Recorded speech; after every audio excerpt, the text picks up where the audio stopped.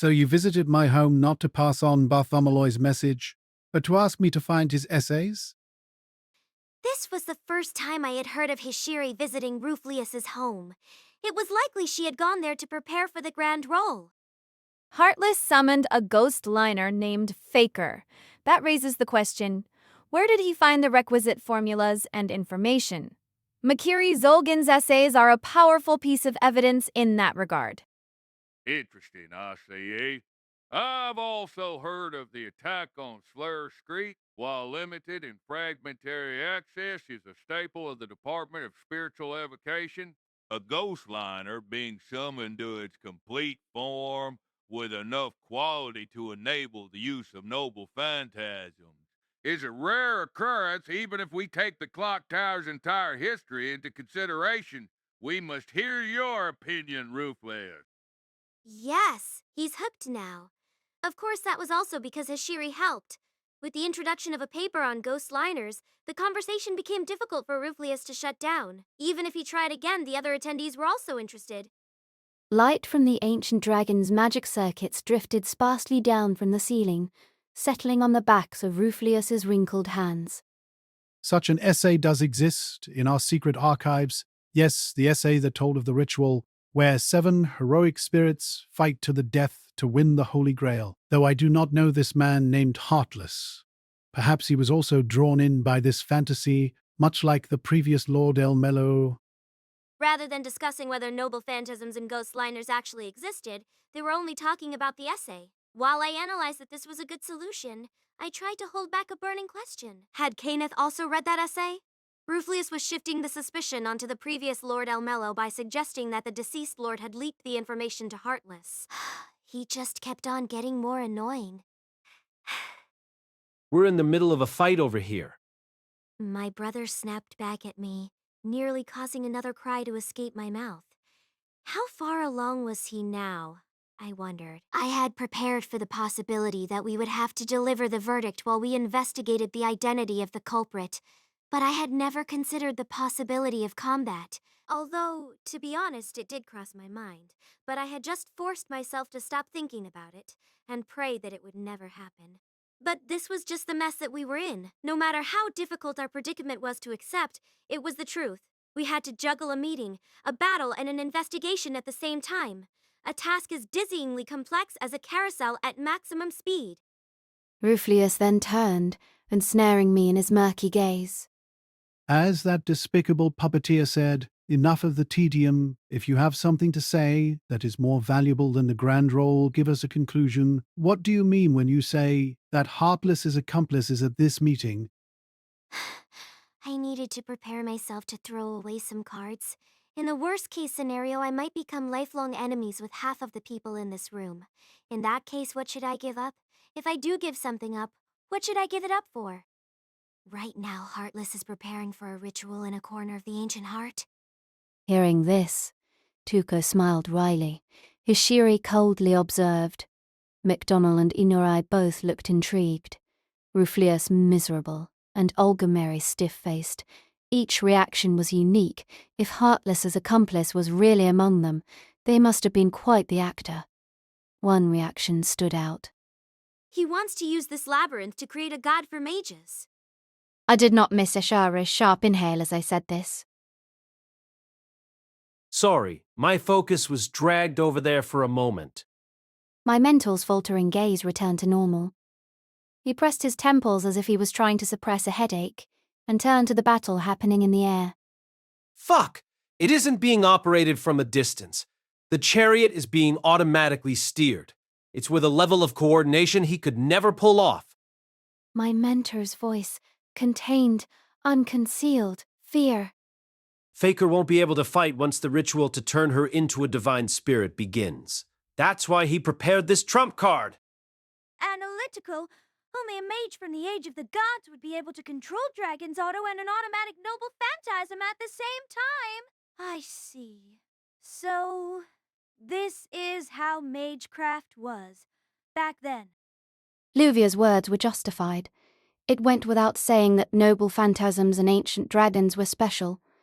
Though the chariot was right in front of me, I found it hard to believe that Heartless was willing to throw away something so extravagant just for the sake of trapping us. However, even though it's ancient mystery, it must have been conjured by modern magecraft. The gemstones around Luvia multiplied.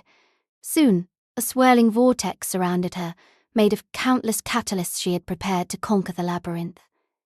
Magical energy surged through the tunnel, resonating with the gemstones and rivaling the chariot's lightning. Shouting lead me. Call! Luvia aimed a one-count incantation in the direction of Flu's glowing knife, which promised to lead us to a better future. The gemstones surrounding Luvia glittered like a kaleidoscope, creating a beam of light that shimmered in 1,000 colors. At the same time, Hecatic Wheel charged toward us, releasing streaks of black lightning. It collided with Luvia's magecraft in the darkness, filling the cavern with magical light. I removed Ad from its hook. It instantly transformed into a shield, which I used to scatter the shockwaves so we wouldn't be knocked from the air. Luvia's attack had succeeded in causing the chariot to stray from its intended path, but it was far from enough to damage it. I was suddenly reminded of the difference between the age of the gods and the modern age. While the age of the gods was like an eternal cycle, the modern age was transient. In a certain sense, the jewels that Luvia had expended and the mages that entered Spirit Tomb Albion to find remnants of the past were emblematic of the age that we lived in. Servants are restricted by the abilities of their masters, right? This chariot won't be able to operate on its own indefinitely. I also thought about this. I think it's less powerful than it was on the Rail Zeppelin. Analytical, since Faker wasn't here to unleash its true name. These were only the chariot's normal attacks, though it was hard to defend against it. It wasn't impossible. It was just that the odds were stacked overwhelmingly against us. Lord El-Melloi II, why do you think we rode the Rail Zeppelin here to help you? I'm not sure why, but I'm grateful for your kindness. Amused? I am. Grateful for your appreciation. Now, forget that you heard me say that, because I am very angry. If I didn't know Luvia, I would have thought that I was hallucinating. The revival of the Age of the Gods would be like a miracle to generations of mages. Reaching the root would no longer be an unattainable dream. This new form of mystery would be far more efficient. That was what Heartless hoped to create, a god that existed for mages, one who would revive the Age of the Gods. Though his plan sounded absurd, it would provide salvation to so many people. My mentor had said something similar not long ago. Even so, allow me to say this. Dash to hell with him! Impressed, though it was a normal insult, Luvia spoke as if it was a shining banner to rally behind. That is an act which betrays our ancestors who willingly bid the gods farewell and chose modern magecraft. It is an act that asks us to abandon 2,000 years of progress. I recalled learning about this a long time ago. Modern magecraft began when the Age of the Gods ended. The goal of magecraft became attempting to return to the past. Over 2,000 years, mages had spent enough talent and resources to make someone pass out from astonishment, also they could reach the root, the shining ideal in the distance. Analytical, a mage from the Age of the Gods must find this act incredibly foolish. Rains had told me that not even a monster like Toko Azaki stood a chance against Faker. However, this decay was exactly why Luvia refused to give in. I will not regret my choice, even if I will be hated and cursed by my descendants for making it. My anger will not dissipate, even if the mages around me judge me as a criminal. If you wish to ask why, my rage will be my answer. There was no other way to describe her. Though she was a mage, she refused to give up her integrity. She was not surrounded by darkness, but by light, where her righteousness would persist. I couldn't help but marvel at the beauty of her anger. I would be happy to suggest without us. What? Like I said before, we can withstand these attacks. You are running out of time. The grand roll has already begun. Every second is precious. Now that I think about it, automatic control is rather quite convenient. There appears to be a restraining spell that stops them from acting of their own will. if dragons made of bone have any will to speak of. Wait, do you mean that? My mentor was silenced by another radiant smile. I pledge to help you reach your goal, Ida. Edelfelt, I pledge to help you reach your goal. We will take over here so you can continue pursuing your target. ウェラー、部数カスです出まんぜ。It's too late to give up. I'll be disappointed if we came all this way for nothing.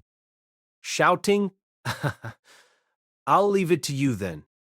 He maneuvered his mystic code, accelerating further into the darkness. Gemstones continued to batter the chariot like hailstones. Around us, the walls of the hull closed in until it became just narrow enough for the chariot to fit through. It had probably tunneled its way here, which meant that it would be hard for it to chase us. Sounds of a battle echoed in the air above us. Most of it probably came from Luvia's dual magecraft. Though I could only wonder what was going on up there. With Luvia, Siegen and Pfluger involved, I was sure that it was a grand battle. They were strong enough to keep the noble phantasm at bay, but that alone was not enough to set my mind at ease. We continued to fall through the pit of oblivion in the flickering light of the dragon's magic circuits.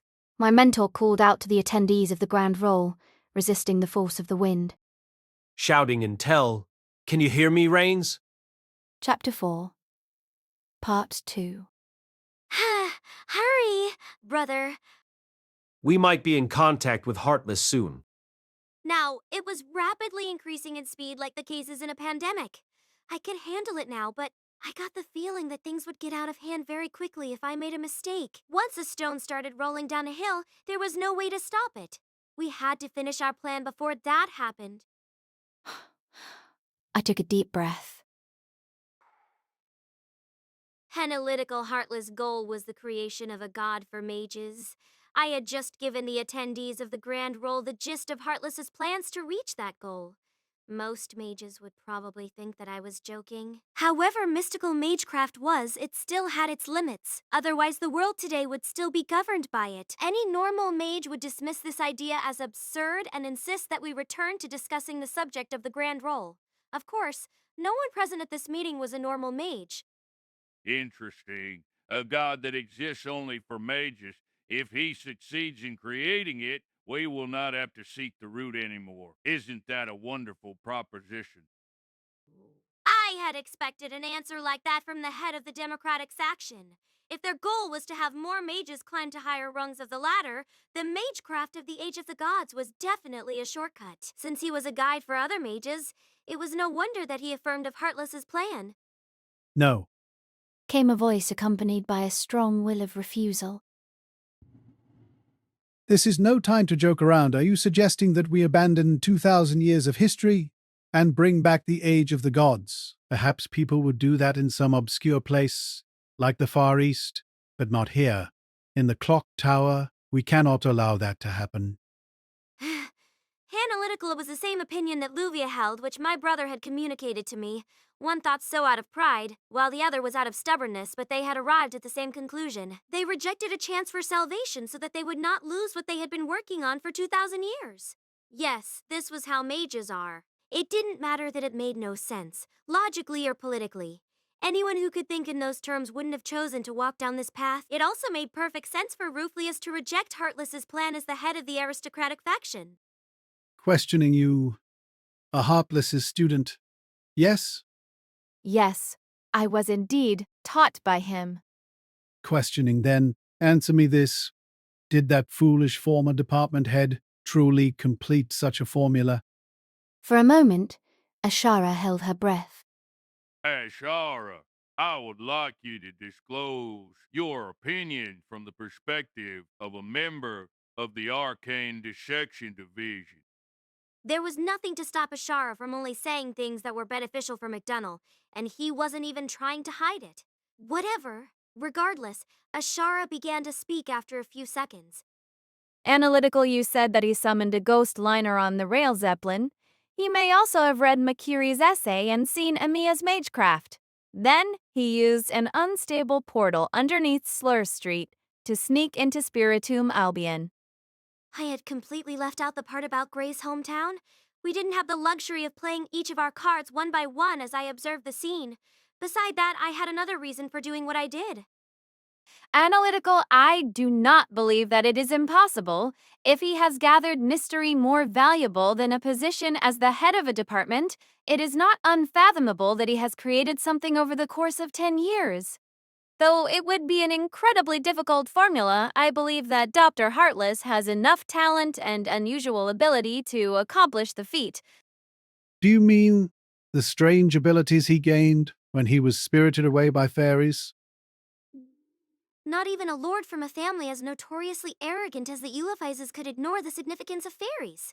They were beyond the realm of modern mystery and impossible to analyze, much like the noble phantasms of heroic spirits. I guess you could say that modern magecraft was only a tiny corner of the lengthy history of mystery. We have Ashara's approval, good. What should we do next? If we corner Ashara, we can take the meeting to the next important point. Worried easier said than done. If I tried tugging the subject over there by myself, McDonald was on a different level than me. He could ruin everything by simply saying that it was unrelated to the meeting. However, if I brought up something that piqued Ruflius's interest, I could connect it to the rest of the meeting, because his rank matched McDonald's. Chuko Aozaki was wearing that evil smile again. She silently watched the chessboard that was this grand roll, observing every one of our thoughts and moves. It didn't matter, though, because I couldn't choose my moves anyway. Ha! What you like can Can I ask you a question, Miss Ashara? What do you think of the relationship between Heartless and Kuru? Confused, Kuru? And sent my roommates and the Ruflius was confused. He hadn't even met Heartless, so he definitely didn't remember his students' names, especially not if the student was some unimportant new Ager. He was probably Heartless' protege. Out of all the students he had, Kuru was special. I don't know if he was aware of it, but Kuru always understood Heartless' many theories and techniques better than the other students. Another flash of nervousness crossed Ashara's face. The ones who were killed or kidnapped, actually, that one's probably dead as well. Those people were in the same team as you and Kuru when you were in Albion, weren't they? Defensive, you say that as if I am hiding it. I not. That was a blatant lie. It wasn't hard to find scattered traces of false reports of her background to make her status as Heartless's student seem more natural. However, that was not the main issue. Even if I tried to interrogate Ashara about that, she probably prepared a number of ways to get around my questioning. All I could do was move my pieces forward and wonder if she was prepared to be exposed. Sorry if this humiliates you, but you've been smuggling goods out of Albion since then, right? What? Smuggling from Albion? Ashara's face was reflected in the old man's clouded eyes. Maybe I should commend her on not denying it straight away. If she tripped and made a wrong step here, my job would have been so much easier. Of course, that didn't happen. Questioning, do you have evidence? It's only circumstantial, but I've looked into Slur Street's ledgers. Though you've tried to hide it, Slur Street's financial situation had a miraculous improvement in the 5 years that Heartless was probably in contact with Kuro. One of our current students never pays attention in class, but he can notice irregularities like that at a glance. If you haven't guessed, I was talking about Flat. According to my response had been, so your brain is just as perverted as your magic circuits. Sveen had checked the numbers that Flat had picked out, transforming them into undeniably powerful evidence. Ashira frowned slightly as she examined the copy of the ledger. Excellent. Time to press on further. When I think it's in danger. However, Dr. Heartless proved that is not the case. He discovered an unstable rift that leads to Albion underneath Slur Street. Not only that, he perfectly predicted where and when it would appear. Without that knowledge, his plan to use Faker's noble phantasm to tunnel into the ground would not have succeeded. How? Now then, how did Heartless get this knowledge? Is it because you 5 were there to teach him? No. I think the student who you call Heartless's protege was the key to the success of your operation. Ashara fell silent. I wished that she hadn't. Cornering her was bad for my heart too. I had so many hypotheses, so many guesses. The tightrope on which I walked could break at any time. I didn't walk on it so that I could find the culprit, but so that the clock tower could continue to operate long into the future. If my shaky logic wasn't enough to capture Ashara, the subtle balance of power would. Analytical, the five of you earned money by smuggling goods and returned to the surface through legal means. After that, it's natural that you were protected by your smuggling partner, Heartless. From his perspective, it's safer to keep you at hand. Why would Heartless want his other students to go missing? I think he wants revenge. Revenge. A teacher taking revenge on his students. I suppose that makes sense. I expected her to be somewhat confused. What I was about to say was a little complicated.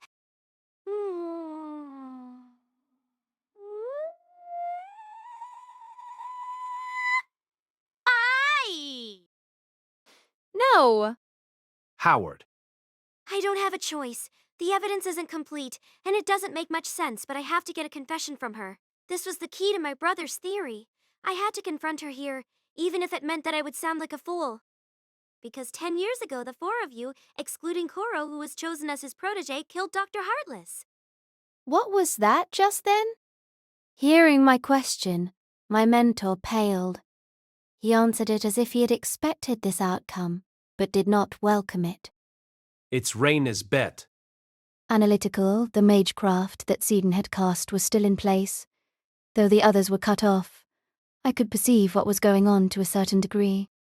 Analytical, I don't have proof, but it's the only way we can threaten Ashara. I guess you could say that Rains is better suited to this job than I am. But isn't Heartless still alive? Worried if that wasn't the case. Who were we chasing? The thought that we were chasing a ghost made me feel uncomfortable. What if Heartless became the thing that I had been so afraid of back when I was a gravekeeper?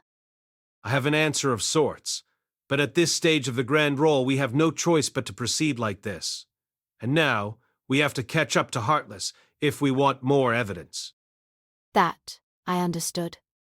Just as we had previously talked with MacDonald while we investigated Heartless's students' workshop, these two had to happen in tandem.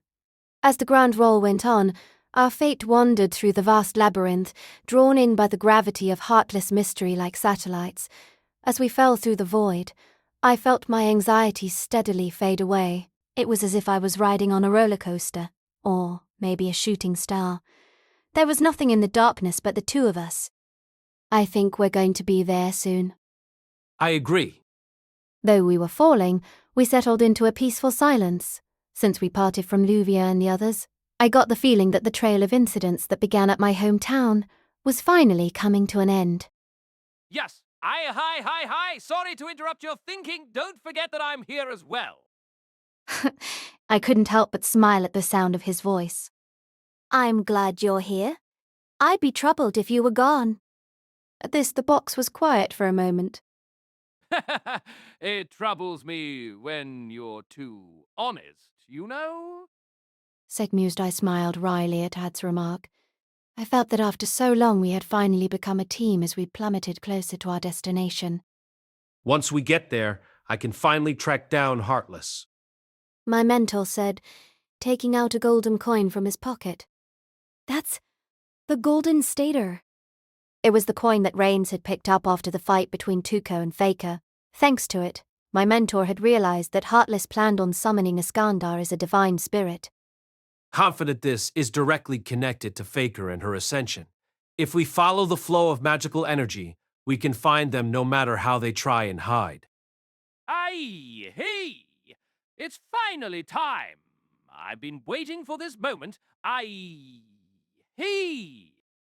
Ad suddenly stopped laughing. I also noticed something odd. It was above my head. Since I was upside down, that was to say, it was below me, at the bottom of the pit of oblivion. Wait, what's that? It was the first time I heard fear in Ad's voice. After a few seconds, my mentor looked toward it as well. What if the pit of oblivion doesn't lead to the ancient heart? It was the most desperate expression that had appeared on my mentor's face since we entered Spirit 2 Albion.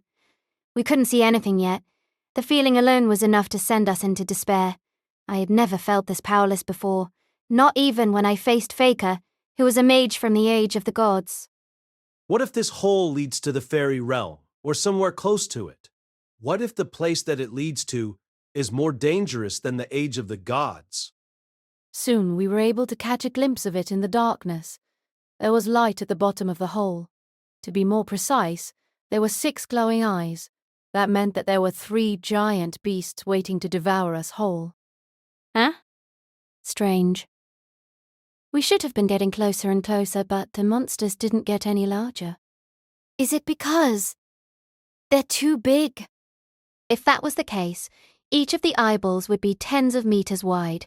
There was a contradiction between the size of the beasts and the size of the pit of oblivion. Our senses struggled to process this contradiction as we continued to approach them. Is it Cerberus? No, it can't be.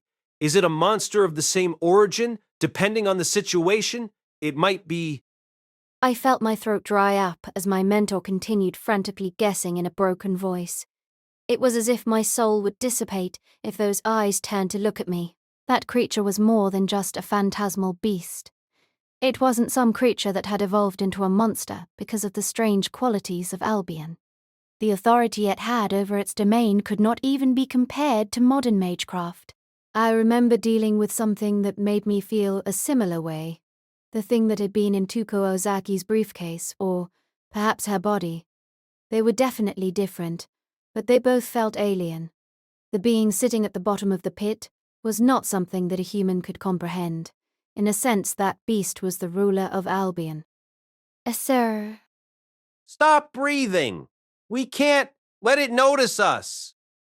As we continued to glide to our demise, my mentor tightened his grasp on the gold coin and clenched his teeth in desperation.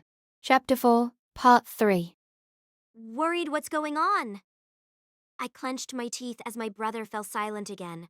The connection was still intact, which meant that they were in a situation that demanded his full attention. Why did he keep running into trouble? I knew the gist of his reasoning, but I might as well have been without help. We killed our teacher, Dr. Heartless? What an interesting speculation. Wouldn't that nullify your previous theories about Heartless kidnapping his students and creating a divine spirit? I'll talk about that later. I just want to confirm this fact with you first. Defensive, why are you insisting that it is a fact? How would killing our teacher benefit us? You are right in saying that apart from Kuru, we were all heading toward the next stages of our lives. That does not explain why we would get rid of the backing of our teacher. I'm confident it would bring you plenty of benefits. That's... What do you mean by that? I mean that many of the people who enter Albion were ordered to do so by the clock tower. Then they can infiltrate the arcane autopsy division. Now analytical, this was the hypothesis that my brother had arrived at after Tuco gave us a tip. Rufilius didn't speak up, probably because either he or a faction close to him was involved in this operation. Out of these 5 students, we know that this was the job of Kaluf, who was murdered. I'd also like to point out that I'm not the only one looking into this. Miss Tuko Ozaki is as well. Hami's passing the baton to me. Ahora, come to think of it, you were there when I talked to Harta. She had guessed that Heartless's students were spies sent from other factions before we had. I'm asking you whose students they really are, former department head. Tuco had said that when she fought Faker underneath Slur Street. Now, it was time to confirm it with Ashara. I didn't want to reveal it, but I have to admit that it's true. I have indeed asked Heartless about his students. He replied that he told them to dedicate their lives to the most radiant things, and that they went to search for what they thought were the most radiant things in their lives. Ashara's gaze wavered for a moment. The confirmation of a grand-ranked mage made my statement harder to dismiss. Now, she couldn't deny my charges easily without losing her position in the grand role. Questioning. And so, what does that prove? That was a better tactic than denial. She was willing to make certain concessions to end the entire conversation. Defensive. Besides, we couldn't have assassinated Dr. Heartless. No one would be able to get away with killing the head of a major department in London. Analytical, she still had the upper hand in this situation. I was again reminded that all she needed to do was cut the right part of the tattered rope I was walking on for me to fall to my death. Therefore, I nodded cautiously and planted the next trap into the conversation. Exactly. You're right. The clock tower watches over every nook and cranny of London. Though it's not impossible to assassinate someone as important as Heartless was, any traces of a struggle would be discovered. I'm glad you agree with me. However, you have a place that no one will be able to watch over. You led Heartless into Spiritomb Albion 10 years ago, didn't you? You mean using the same mechanism that enabled smuggling? I nodded and continued. Yes, just as Heartless used an unstable portal underneath Slur Street to enter Spiritomb Albion, you forbaited Heartless there. At that point, apart from Kuryu, all of Heartless's students had left him. According to my research, you seem to have been the last one. You might have said that you wanted to bring him on a tour through Spiritomb Albion as thanks. An opportunity to enter Spiritomb Albion without the restrictions set by the Dissection Division is too good to pass up. Heartless must have been delighted. And analytical at the same time, the clock tower surveillance doesn't extend to Albion because it has its own rules. Though Heartless was a better mage, Albion was your domain. Your team was trained through combat the treacherous environment of Albion. I'm sure you had plenty of means to kill a mage absorbed in his research. Ashara fell silent again. This time she showed no signs of argument. She probably realized that a careless defense in the face of Ruflius and Tuko Ozaki would only make her situation worse. Canalytical Karoo must have objected to this. He was Heartless' protege, after all. You could have gone ahead without him, but you didn't. That means he must have been necessary to find a portal. As we saw when Faker attacked Slur, portals don't disappear immediately. Once you got to Albion, you could have killed both of them. Or maybe you planned on persuading Kuro, but that would have been impractical considering the portal's duration. You've taken an absurd leap of logic. Of course, I was aware of that. Did she think that this was the place for careful, logical reasoning? Presenting that means that you couldn't check their corpses, right? Confused. What are you talking about? Analytical, I'm answering your question from earlier. If Heartless is dead, if you didn't have the chance back then to check their corpses, we can narrow down the identity of the current Heartless. That's because the current Heartless is able to find unstable portals, just like his protege could in the past. MacDonald watched his daughter, eerily quietly. Are you trying to say that the current Heartless is actually Kuru? We've already witnessed the extent to which the mage who calls himself Heartless can transform himself. He caused us a lot of trouble on the Rail Zeppelin. With shape-shifting skills like that, it would have been easy for him to impersonate his teacher, who he knew better than Coles. And goished. That's why I asked you if you checked their corpses. The colour had been leached from her face. Ashara was an accomplished mage. Controlling basic bodily functions should have been a piece of cake for her. That meant that the shock she had just suffered was so great that she had forgotten to do so. That's just a bunch of nonsensical hypotheses piled on top of each other. Yes, you're right. I had no other choice. After all, this was just the first few pieces of the puzzle. A setup so we could move on to the main point. But the next part is not a hypothesis. An acquaintance in Albion provided us with evidence. I'm talking about Kuru's full name. Confused Kuru's full name? They had both been born in Albion. Maybe they were even childhood friends. Still, it was the nature of a mage to betray others. Maybe MacDonald had been the one to make her betray him. You don't know it either. I should have guessed. It isn't strange for people here to lack last names.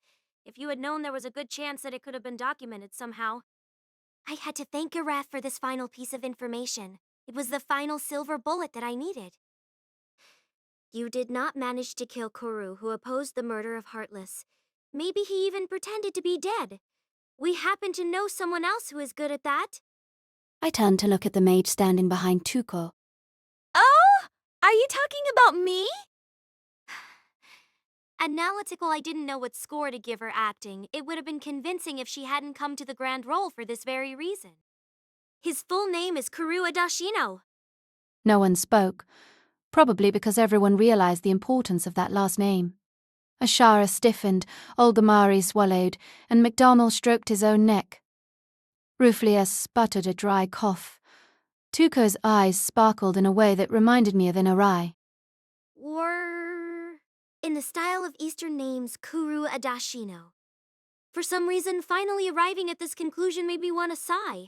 This puzzle was needlessly complicated. I was used to clock tower conspiracies that stretched tens or even hundreds of years, but this took it to a whole new level. I almost wanted to praise the Department of Law for so long.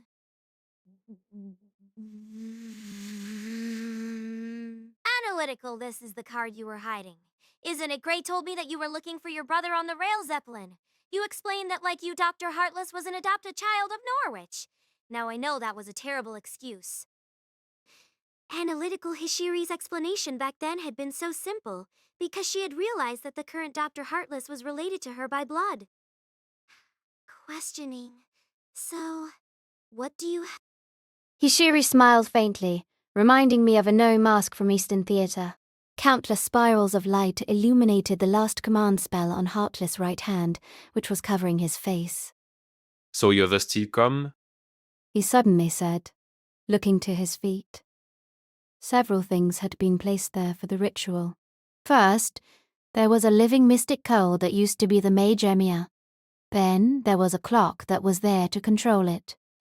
Finally, there were piles of golden staters scattered around the floor.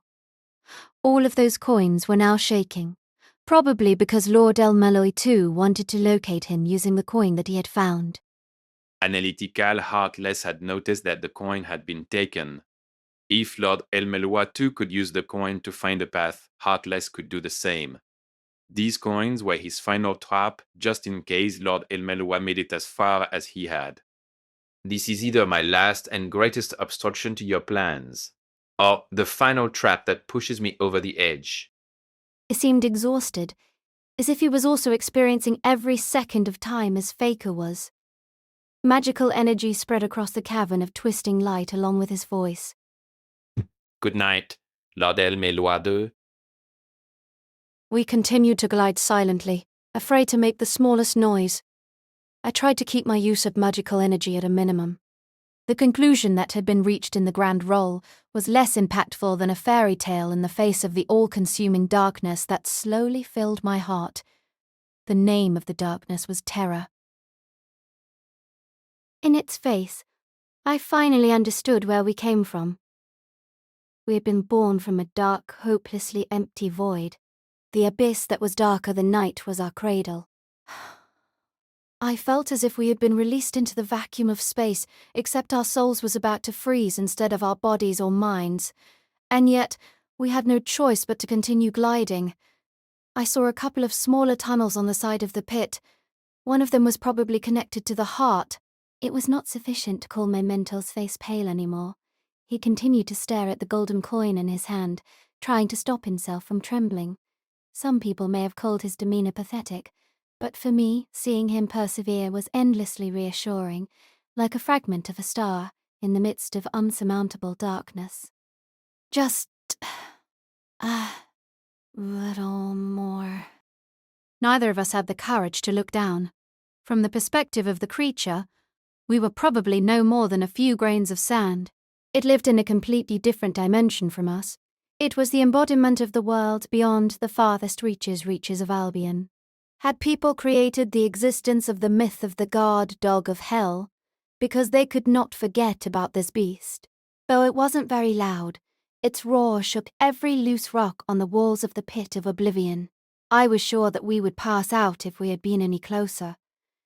All I could do was summon all my willpower and wrench myself away from it.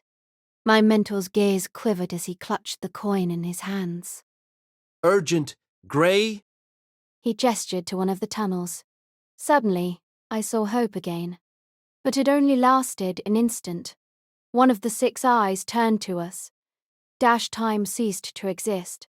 The beast of Albion did nothing. It only stared us with its eye that wasn't magical or evil. Nevertheless, it was enough to tear us apart, crushing our nails, our skin, muscles, internal organs, bones, and brains until it reached our soul. My breathing completely stopped, as did the blood in my veins. Each of my cells froze as if they were never part of a living thing in the first place. Someone said that fear was born of the unknown. I didn't agree. Fear didn't come from things that we didn't know, but things that we couldn't know. In the face of such an immense presence, all of my senses closed themselves off and brought about their own demise before I surely would as well. Sir? Of course, my mentor was going through the same thing. Its gaze was drawn to us by someone. I finally understand what heartless mystic eyes are. Just before I lost consciousness, I finally realized where we had gone wrong. Despite all our preparation, we had badly underestimated Spirit Tomb Albion. Chapter 4, Part 4. Part 4. Impressed after a pause, Ishiri nodded as if she was impressed. You have done your research well. But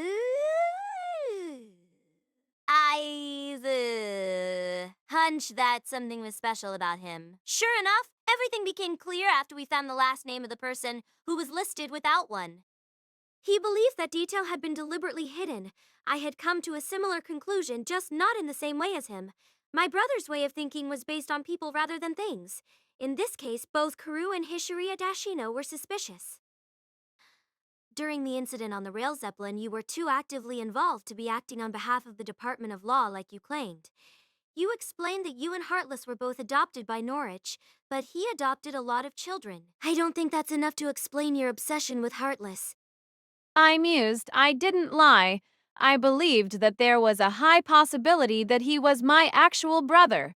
Though I say that, we are only half-siblings. My father left his child and ex-wife behind when he returned from Albion. So your father was a survivor? Yes, he managed to leave Albion on his own by scrounging money. He claimed that he came to the surface to ensure that his bloodline would not end, though he wasn't a particularly skilled mage. Don't you think that was a foolish decision? Ishiri's Ferizod-covered shoulders shook as she laughed. Once he arrived at the surface, he regretted not bringing his wife. As a result, he died not long after he fathered me with his new wife. Thanks to that, I had to go through all manner of tribulations to be adopted by Norwich. His death also made my brother reluctant to reveal his last name. I found it hard to disguise my surprise. Though thinking about it, the clue was always there. She probably used her original last name, Adashino, instead of Norwich because she wanted to use it to find her brother. Maybe she had even joined the Department of Law for the same reason. Questioning, when did you discover this possibility? As you may have guessed, I discovered it not long after I entered the Department of Law. Unfortunately, Heartless and Kuru had already disappeared by then. They had disappeared 10 years ago. Considering Hishiri's age, her story made sense. Yes, he fit all the right conditions. Unfortunately, I never met my brother in person. I think it would be better to ask his teammate instead. Her eyes fell on Ashara like a snake eyeing its prey. A frown appeared on Ashara's forehead, in stark contrast to the calm demeanor that she previously had. Hesitant, Kuro did indeed have unusual powers. He had a talent for finding unstable portals between Spirit Tomb Albion and the surface. Ruflius' frown deepened, making him look less like a sinister lord and more like an old, cunning demon. It wasn't always that way. He discovered his talent one day when we came across a portal. Ashara nodded with some hesitation. Portals appear frequently in Albion, though no one knows about them except for the explorers. Kuru was unusually good at finding them. He was too shy to admit to it. Most of the time when he came across one, he would act like he didn't know how it happened. But I heard him say once that it was as if the portals were attached on a string and would appear when he pulled on them. Analytical, that was the effect of some kind of mystic eye. Supposedly, it's a rare talent in the Adashino family. It allows people to find pairs of things. You could also call it a trick to locate something that has been lost. Now, it was starting to come together. This was the piece I needed to complete the puzzle. The mystic eyes themselves were probably nothing impressive, comparable in rating to mine. However, by a coincidence, Kuru's mystic eyes entered Spirit Tomb Albion. As Hishiri said, though it was a type of mystic eye, it was closer to the magecraft of the Far East. Kakusumi aise. Is the magecraft of the Adashino family derived from snakes? That is correct, yes. Why do you mention it? I had witnessed Hishiri's magecraft several times before. It had indeed reminded me of snakes, much like the mage herself. Analytical snakes have long since been connected with harmful lost objects, especially lost money. This mysterious power has been attributed to their pit organs. Snakes are also sometimes treated as dragons because of their similarities. Observant, Tuko nodded as if she understood. Analytical in that case, Kuro's abilities probably developed the more he became accustomed to Albion. You could say that Kuro's mystic eyes had merged with the dead dragon's vision. I muse you sound like you're onto something, Tuko. I'm learning more and more from you. Even in the entire history of the clock tower, it was rare to find a lord who taught a grand-ranked mage. I looked to the mage who had suggested her student be seal designated, and then back to the mage who had wandered the world for years after receiving a sealing designation.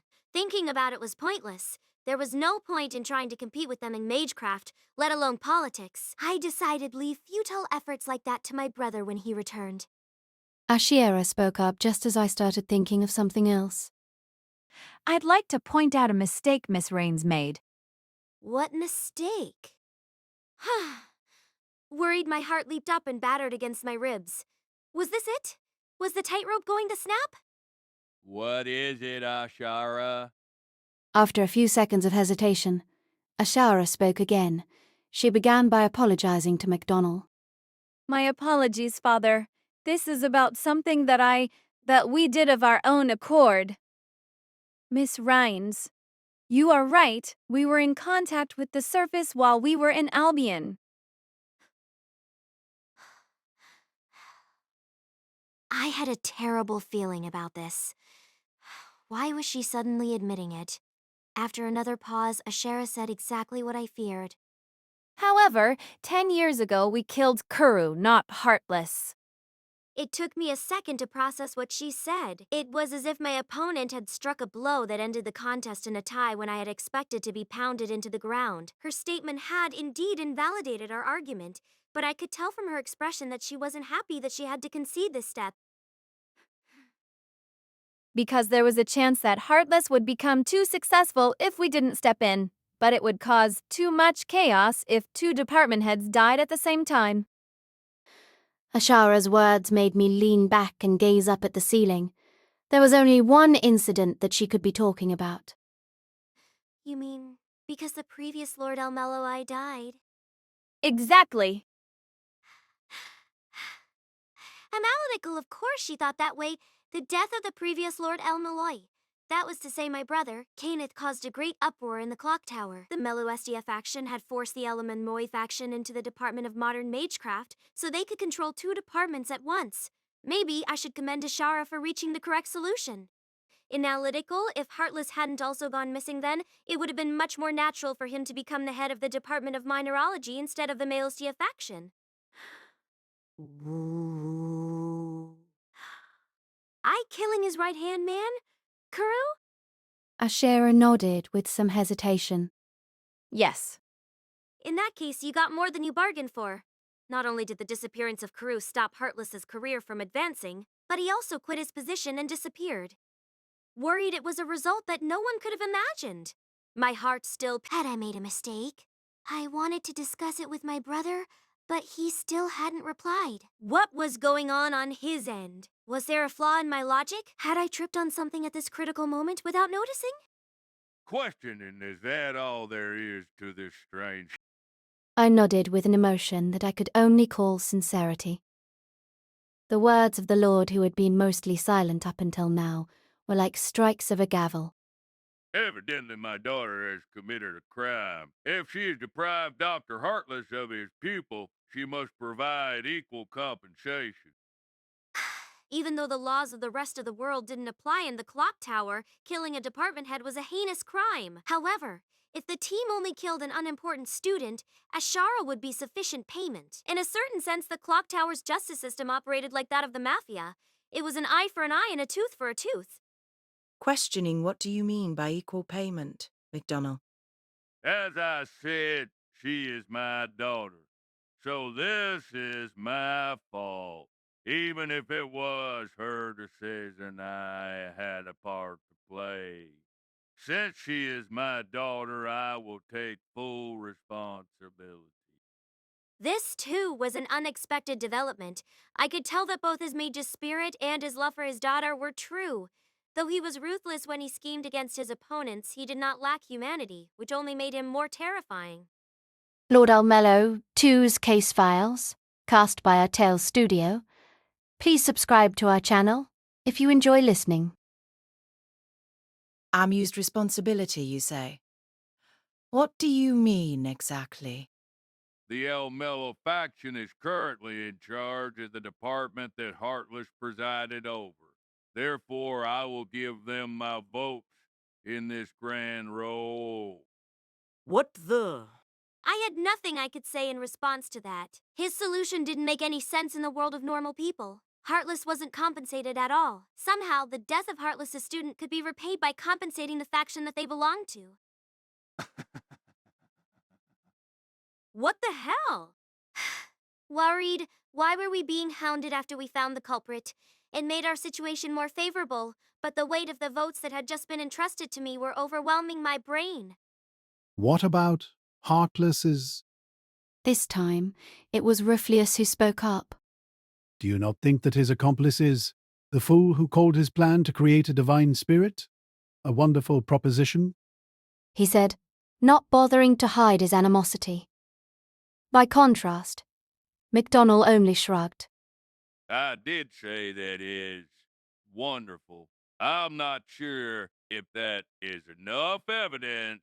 Besides, my daughter was the one who stopped Heartless from gaining power.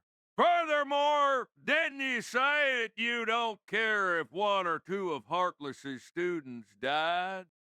The meeting began to pick up speed. An invisible balance swung back and forth, never staying still for a moment.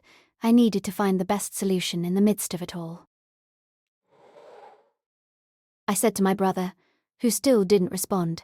The connection was still there. It was possible that the connection wouldn't be severed if he had just died. But I didn't want to think about that. I needed to make a bet here. In this meeting, there was no way to win without taking a risk. May I confirm something? I asked Ashara. Neutral, what is it? You were communicating with MacDonald, who guided you with the knowledge of Kuro's unusual abilities. Perhaps you intended to invite him to MacDonald's faction. That is correct. Ashara answered with some hesitance. She was probably wary of her father. However, to your surprise, he went with Heartless instead. Is that right? Neutral, yes. I frantically grasped at the chance before me as Ashara continued to affirm to my guesses. Even if my brother's theory was correct, I hadn't heard all of his thoughts. At this stage, I didn't think his theory was even complete. This was the answer I had arrived at as I watched the meeting progress. My brother hadn't been listening to the situation here. I took a deep breath and let my prediction play out in my mind. After 3 seconds, I spoke. I have decided to abandon this search for Heartless accomplice. What? Brains? Orgamari exclaimed, dumbfounded. There had to be detectives that gave up after getting close to the end of a case. There were probably many detective novels out there that ended that way. It was just that most readers didn't like those endings. For that reason, I repeated my statement. I'm not searching for his accomplice anymore. After all this, what a selfish but interesting choice. Tuko held a hand over her mouth, as if she were trying to stop herself from laughing out loud. Though it was a matter of life and death to me, she watched the grand role as if it was a movie. I hope that my performance satisfied her. I have another proposal. Lord El-Melloi, you said you're giving your votes to me, right? With Is confirmation, I continued to show more of my cards. In that case, the El-Melloi faction and the El-Melloi faction were linked. You! Rufus snarled, looking as if his eyeballs were going to pop out. I honestly expected my heart to stop beating then. The Lord was powerful enough to curse someone by simply glaring at them. I pushed the fear down into my stomach and pressed forward. I said slowly, weaving my words, as if I was squeezing them out. We should pretend that this meeting never happened. What did you say? Only a few people know about the grand roll. If we all throw away our votes and insist that this meeting never happened, no one will know. This was our final goal, to reach a settlement that would force everyone to give up their strengths after finding their weaknesses. For the aristocratic faction, this was a chance to prevent the redevelopment of Albion. For the democratic faction, this was a chance to remove the stain of the murder committed by Lord El-Melloi daughter. The neutral faction, which had given their votes to Toko, didn't have anything that they had to fight for. Now, at this moment, we could reach this compromise. I never expected you to play your cards this way. The old woman from the Department of Creation had maintained a unique position in this meeting, even though she was not as ambitious as McDonnell or as sly as Ruflius. Inurai gave off the air of a lord. But I am still curious about the identity of the accomplice. Finding that out is my brother's job, not mine. What do you mean by that? How do you plan on stopping Heartless, anyway? Exactly. Didn't you say that Heartless's magecraft could go into effect at any moment? We won't be able to pretend that the grand roll never took place if that happens. Ruflius tapped his cane on the ground. The new age? Lord, you say? Didn't you just say that Heartless is performing his ritual in the ancient heart? How is he meant to get here? It was natural that Olga Murray was confused. I had no other choice but to answer honestly. He has already gotten close to the ancient heart. As always, your brother does not know what to fear. Adashino said, still smiling faintly. I didn't know what she could be thinking now, after learning of her brother's death. I wondered what thoughts tugged at the heart of this Eastern woman from the Department of Law. Though my brother didn't give me an update on his exact location, I knew that he was near the ancient heart. But can Lord El-Melloi II really stop Dr. Heartless? I'm confident, of course. If I didn't trust my brother to be capable of doing something like this, I wouldn't have given him the title of Lord El-Melloi. Of course, his predecessor would have had no trouble dealing with a problem of this caliber. That was a massive lie. Unfortunately, it didn't seem to work on Hishiri. In case you were wondering, I had plenty of trust in Grey.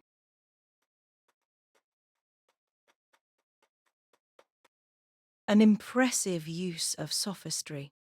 Inorai said, with a charitable nod. Then, she looked to the person beside her and lowered her voice. McDonnell, you don't plan on taking back your vote, do you? Of course not. In that case, let's wait 30 minutes. Inorai took out her pocket watch and put it on the table. If Lord El-Melloi II is close, we should be able to notice if he succeeds in stopping Heartless. Let's wait for him. El-Melloi, you have Trambellio's vote. We have no reason to withdraw. Amused, come on, Ulysses. The El-Melloi princess said that we should throw away our votes. There's no need to be so stubborn, is there? Inorai said with a wink. The two oldest participants in this grand roll refused to give in to each other. The essence of power flowed in their veins instead of blood. It wasn't my place to say anything about them, though. At that moment, something happened. The flow of magical energy suddenly changed, severing the link between me and my brother without any warning. Brother? I fought the urge to scream. That severance seemed like a death sentence. Oh, Mysterious Chapter 5, Part 1. Several hours passed in the space of a second. Several days passed in the space of a minute. Several decades passed in the space of an hour. This contradictory flow of time was created by the seal-designated magecraft that Heartless had prepared. Though it was originally designed to allow its user to see to the end of the universe ASCII, it was now being used as a rocket to accelerate Faker into a divine spirit. Faker swayed slowly in the cradle of time, rocking back and forth through more lifetimes than any other human would experience. In spite of this, the anger that drove her remained unchanged. Why had he left that will? Why did they take the will to heart and slaughter each other over it? And why hadn't she stopped them even though she was still alive? Those questions circled in her head hundreds, thousands, millions of times. Each time they did, her anger would begin to course through her veins of ether and simmer in her mind. Faker didn't know if she could endure this, because she was a servant. Back when she was still alive, her body would have decayed long before those questions could drive her mad. Or perhaps it was her master's command spells that kept her mind stable so she could endure the seemingly endless flow of time. However, there was one thing that was not there when she was alive. She had not had the man who continued to look up at her as if he was praying. From Faker's perspective, he had prayed to her for several centuries already. A thought crossed her mind which she dismissed as ridiculous, but it shook her nonetheless. What an idiot, she thought. You have no need to look as though you'll cry, you know. Faker wondered who had given him the name Heartless. If he had come up with it himself, he had some self-reflection to do. Before, Fake would never have thought of him as an emotional man, but now, she had been with him longer than anyone else. In reality, they had only known each other for 2 short months, but Faker had stared at him for hundreds of years. From Heartless' perspective, those hundreds of years felt like 2 hours, during which he hadn't looked away from her once except to blink. Even if it meant using command spells, he wished that she would make it. His faith would make Faker into a god. Of course, the many catalysts that Heartless had prepared and the power of Albion were also necessary, but his sincere belief was what determined the direction of this ritual. Faker wondered what his starting point was. It must have been an important event for you. Naturally, she knew that he was hiding something from him. But for his 200 years of prayer, Faker was willing to be tricked. Truth was not something that mattered here. For your sake, I am willing to become a foolish god. Mysterious Faker thought in the silence. Time continued to speed up. 2 hours had been several hundred years. 3 hours became more than 1,000. Her perception expanded as she stabilized as a divine spirit. Now connected to the root, time no longer mattered. She was now able to search for a point in the past while remaining in the present, not because she could see the past, but because she could see everything in the instant that her divine St. Graph was compressed back into the form of a ghost liner. Mysterious, there were limits to her power. Of course, the bounds of her vision were limited by her scale as a divine spirit. And Faker was only a newborn god. She could only calculate points that she had a connection to. I see. So that's why. Finally, she saw the truth behind not just her only believer, but the destiny that was closely related to them both. The future king has come. A Mysterious Chapter 5, Part 2. Darkness. That is what I would soon become. It was a harbinger of death, the sign that we had fallen from the texture of the human order and were about to be wiped out. I could feel the memory of the person named Grey fading away, crushed by the beast until not even a fragment of me remained. It shattered, shredded, dissolved. I felt as if the fibers that made up my being were being slowly unraveled as it stared at me. Somehow, I heard something, a voice that could not have reached me. But I ask you. It was not an actual voice, but something that came from a place as far away as the Earth's center. But it must have been a place connected to a ley line. Are you my master? My body screamed at me that somewhere, someone had made a contract. A tremendous vitality filled me as if each cell in my body was being replaced. This power continued to grow, far exceeding the limits of a human vessel, awakening my consciousness, even though I should have been dead. Ah. So that was why Sir Kay had said that in my dream. You're probably here because that person's getting close. In that case, the other thing he had spoken of was the fate I could not escape. The end is almost here, so I hope fate goes easy on you. Even the tips of my fingers burnt with energy. Each breath I took sent fire coursing through my body. Upon opening my eyes, thousands of times more information than I was used to entered my brain, which somehow managed to receive it all after being energized. I let the flood of information surge through me as I activated the mystic code on my back. I did not know how far I had fallen. Time and space were both fuzzy here. My mentor had probably hypothesized that time had stopped while I was dead, worried I could see my mentor beneath me, still plummeting into the void. Sir! He did not respond to my call. I knew that he would die if I didn't do anything. No human could withstand the gaze of that monster. His soul would be crushed and returned to nothingness, just as mine had been. What point is there to holding back now, Gray? Came a piercing voice from the hook at my right shoulder. Add. Oh!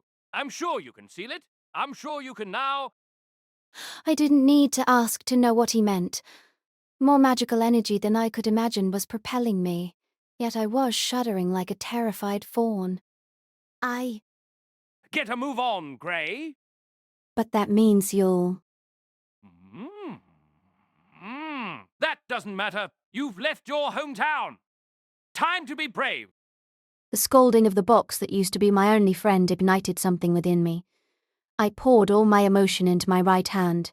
The box I was holding dissolved into a vortex of light. Rave, celebrate. Crave, want. Deprave, corrupt. The incantation of self-suggestion flowed naturally from me. However, I didn't enter a trance like usual. This was the only time that the secret techniques that Bazak Blackmore had drilled into my head failed to work the way I wanted them to, and yet I continued to chant, just as he taught me. And grave, me engraved in me. Neutral personality suspended. Mana yield exceeds regulation. Ad's voice turned mechanical as it usually did, signaling that its pseudo-personality had stopped so that as much mana as possible could be taken in from my surroundings, though the magical energy of Spirit Tomb Albion was different from that of the surface. Ad consumed it without any problems. Neutral, seal 13, decision. Eve, no. I barely managed to maintain the final restraints on the Holy Lance. For you. Grave for you. The magical energy that should have been released rushed back into my magic circuits, tearing the flesh surrounding it. Blood gushed out from my right shoulder. If not for the power that had entered me earlier, I might have died then. As I felt the slight warmth of my blood dripping down my right hand, I announced the true name of the spear. I am Spay. This was the first time I had uttered its name with such despair. An intense light surrounded my right hand. It was the anchor that held the world together, the tower at the farthest end. The anti-fortress noble phantasm that should not have existed in this age of diminished mystery roared to life. For just a few seconds, the radiance of the lance filled the pit of oblivion. Each molecule of air burnt up as all the magical energy in the area was eradicated. And then, a tiny sound came from the lace itself. I should not have been able to hear it amidst the carnage, but I did. I understood what it meant. It was the sound of a final blow that could not be mended, like the breaking of a heart or a delicate castle made of glass that I could never put back together again. Just as quickly as it appeared, the light from the lance disappeared again. Not even, it was able to harm the beast that lived at the bottom of this hole. It could only divert its attention. That was all we needed. Lunging toward my falling mentor, I dived toward a cavern that opened from the side of the pit of oblivion. I landed on my knees. Pained, I felt like my entire body was being put through a blender. It was 100 times more painful than growing pains. The outside of my body was already identical to hers. Now, the inside that connected to mystery was shifting as well. The foreign organs inside me now were not made from my existing cells. Each breath brought more magical energy cycling through my chest cavity like magma. However, none of that seemed to matter now. I needed to talk to someone. Ad. Weak, yeah? It replied. If I ignored the exhaustion in its voice, it almost sounded the same as usual. Weak, why do you sound like you're crying? I'm not crying. I shook my head, but I understood. No matter how Ad tried to hide it from me, I knew what would happen. By some miracle, Ad managed to stay in this shape. I knew it would not last. If I had unsealed the seal of 13, nothing would have remained of this strange talking box. My mentor looked at me with a tense expression, as if he didn't know what to say. When would he learn not to make that kind of face? I really think he is a fool sometimes. I wanted to tell him that he had done nothing wrong. We had entered this maze knowing that we would lose our lives or the lives of our friends. This was all to be expected. It was stupid of him to think that this journey could be completed without making any sacrifices. Sir, I think the last servant of the Fifth Holy Grail War has been summoned. Though I didn't manage to say, King Arthur, my mentor, knew what I meant. The people of your hometown always believed that the once and future king would appear again. Even the Atlas Institute held the baseless belief that King Arthur would be summoned again soon. The prayers of my hometown had finally been answered, even if they were now meaningless. I've changed again. Worried it was just like 10 years ago when I lost my face. From now on, what would happen to me? My mentor averted his gaze as if he had decided on something. Add, I unveil. Weak, hey! Don't give me that look! Oh, wait, you always look like that. Sorry! At the sound of Ad's voice, my mentor's lips trembled as if he was about to cry. He must have been like this ever since he was a teenager, though it was less obvious now. It was only because he had gotten better at acting. Gray. It's okay, sir, I said, forcing a smile. I was a little proud of myself for being able to do that, even if it only lasted for a moment. Sorry, Ad looks a little tired too. You should head on without us. Understood. My mentor nodded, stood up, and began to walk away. I knew I needed to follow my mentor if Heartless was waiting for him. Fortunately, the power brimming from my body was still present. Not only that, it seemed to grow with every second to a frightening degree. Can you hold on just a little longer for me? I said, watching my mentor walk into the distance. Weak, whatever you say, milady. Ad's remark was painfully gentle. I had been accompanied by its sarcastic voice for 10 years. Without it, how would I have survived the years in my hometown before my mentor came? I think it was the one who taught me that being alive was more than breathing. We're both very honest, aren't we? Oh. How long had it been since I last heard Ad speak sincerely in the 10 years that I had known it? Weak, sorry, stupid Gray. I'm going to get some sleep now. Okay. I nodded and stood up. The box in my right hand had shifted into a scythe, but Ad did not speak again. I tried not to think about how I might never hear Ad's voice again. I needed to focus on the reason we had entered this maze. We had pledged to succeed, no matter how much it took. Caned. Ow. And wondered how long I could stay like this. I hurriedly stood up and followed after my mentor. Grateful that my friend had left me my scythe so I could still fight. That light! She must have used that lance! Luvia answered, not taking her eyes off of her enemy, the pitch-black chariot being pulled through the void by a pair of skeletal dragons, hecatic wheel. Groody. What are they fighting down there? It can't be Vega. Not Wara Nobu Phantasm is still here. All three mages had witnessed Grey's noble phantasm before, so they knew its devastating power. They had seen it tear an entire castle apart. That is impossible to know. This is Albion after all. Anything can happen here. Shaden Buri! Segan shouted, spreading the wings of his mystic code. He launched himself by kicking the walls of the pit with what was probably a Tengu art and picked Luvia up. Luvia leaned into her intuition and released her jewels, the smell of ionized air spreading through the space. Shouting call! More rainbow-coloured beams shot toward the chariot. Like before, they all bounced harmlessly off. It was as if the chariot was impervious to harm. However, Luvia had heard from Reigns that Tuko Ozaki might have been able to damage it. That meant there must be some way to destroy the armor system from the Age of the Gods. Mystery may have been more powerful. The older it was, but that rule only applied to mystery of the same nature. Luvia's jewel magecraft could stack usually impossible things, turning them into something she could manipulate. jewels that had gathered people's obsession as they were passed from one owner to the other allowed her to use even stronger magecraft.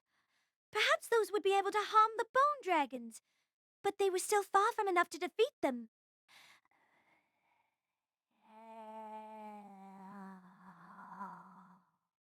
I guessed it is taking all of our efforts just to... Luvia concluded calmly. More valuable gemstones were crushed with each charge of the chariot.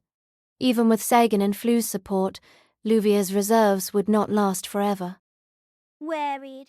She wondered what Lord El-Melloi II and his disciple were doing now, and what they would lose once they met Heartless in the deepest parts of Albion. I hope he has not forgotten my gift, she thought. When they first met, she had thought that he was the worst kind of mage, a despicable new ager who stubbornly held on to mystery despite being incapable of reaching its secrets. However, he had proven his worth. Luvia had never thought that someone could leave a positive impression on her by dismantling her magecraft and showing her how it could develop. That is why I trust you to succeed. Tutor! Mysterious Chapter 5, Part 3. I wondered whether this place was a fitting stage for the final act. I looked up at the glowing ceiling above us, filled with swirling lights that made me think of the legendary world tree. Though we were nearly entering the mantle, it glowed as brilliantly as the night sky. Gold coins dotted a magic circle drawn on the ground, along with a clock and a silver suitcase. In the centre of it all stood a red-haired mage and a mysterious pillar of light. Though he surely must have known we arrived, the mage did not immediately turn to face us, making me wonder how important the pillar of light was. How is the Grand Row going? The mage asked, his back still turned to us. Our connection was interrupted while Miss Honorai was speaking, which was about 15 minutes ago. I believe they plan on waiting to see if I can stop you before they decide if they should pretend that the meeting never happened. Came my mentor's reply, as if he had expected Heartless' question. Oh, what a surprising turn of events. I found it surprising as well. My mentor said with a wry smile. That was the first thing we confirmed once we had re-established communication with Rains. Though I could still understand the gist of what was happening over there, Sagan's information-sharing magecraft had become much less accurate, either because we were deeper into the ancient heart, or because the path was momentarily severed. Many mysteries remained.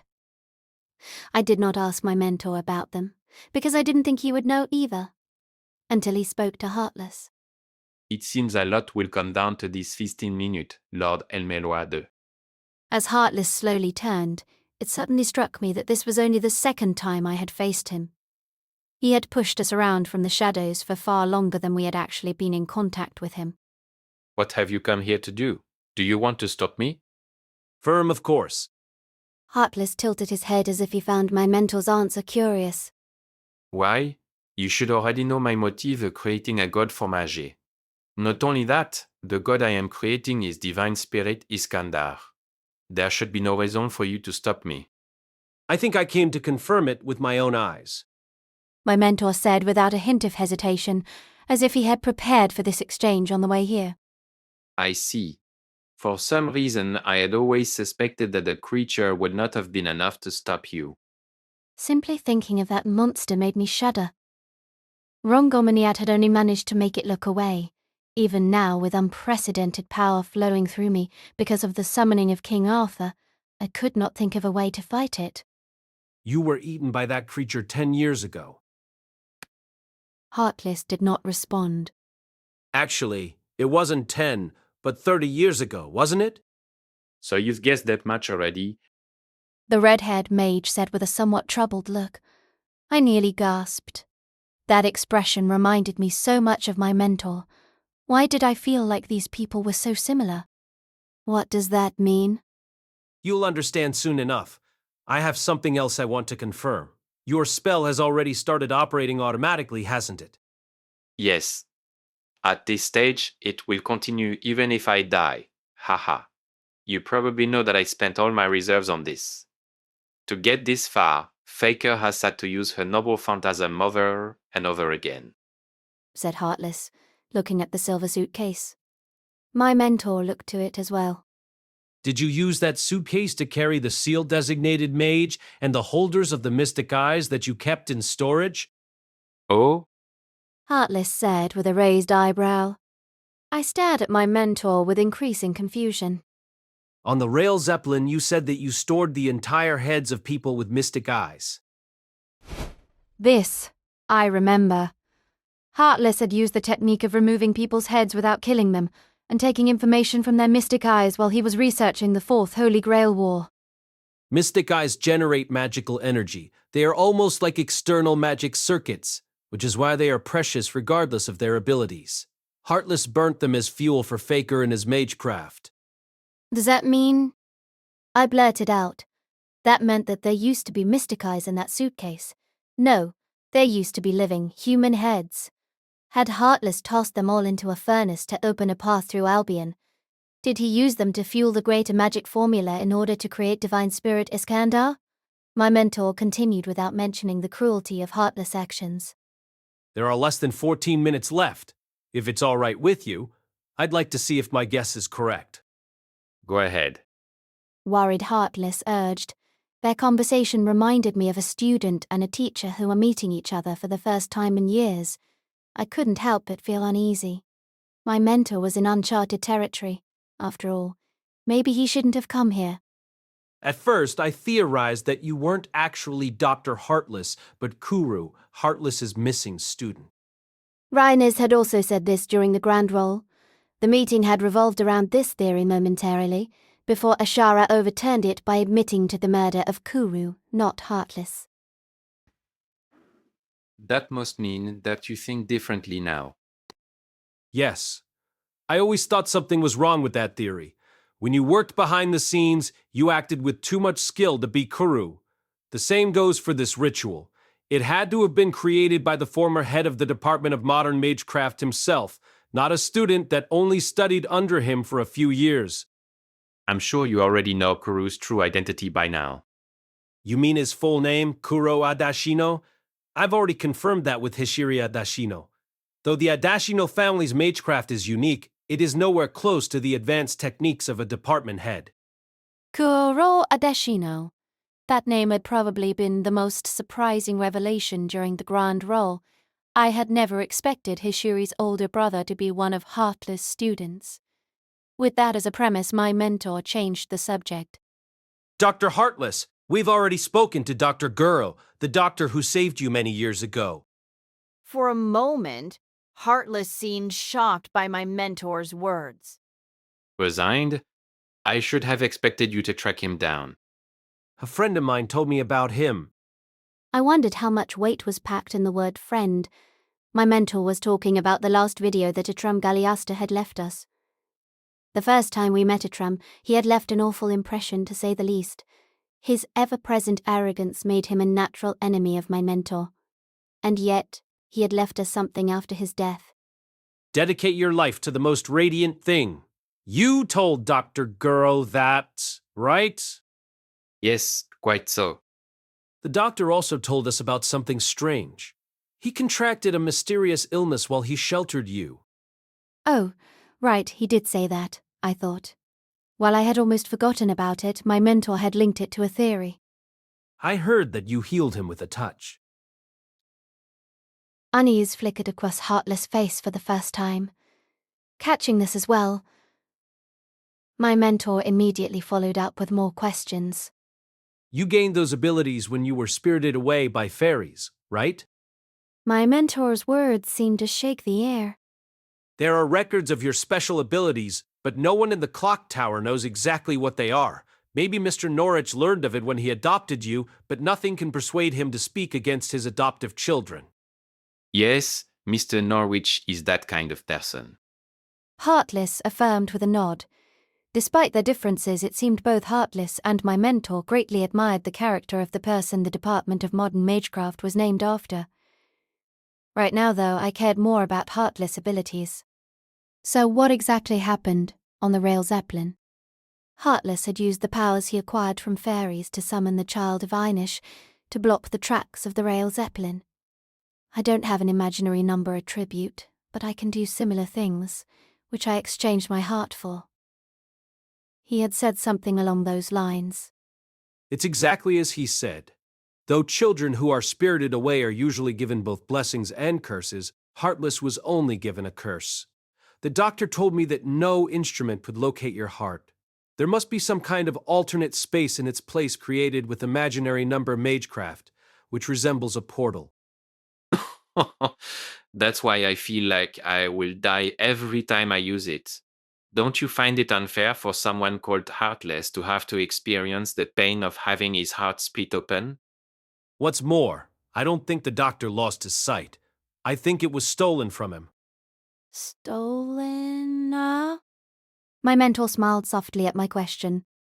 That is the effect of those mystic eyes. Or perhaps I should say that it's become the effect of those mystic eyes.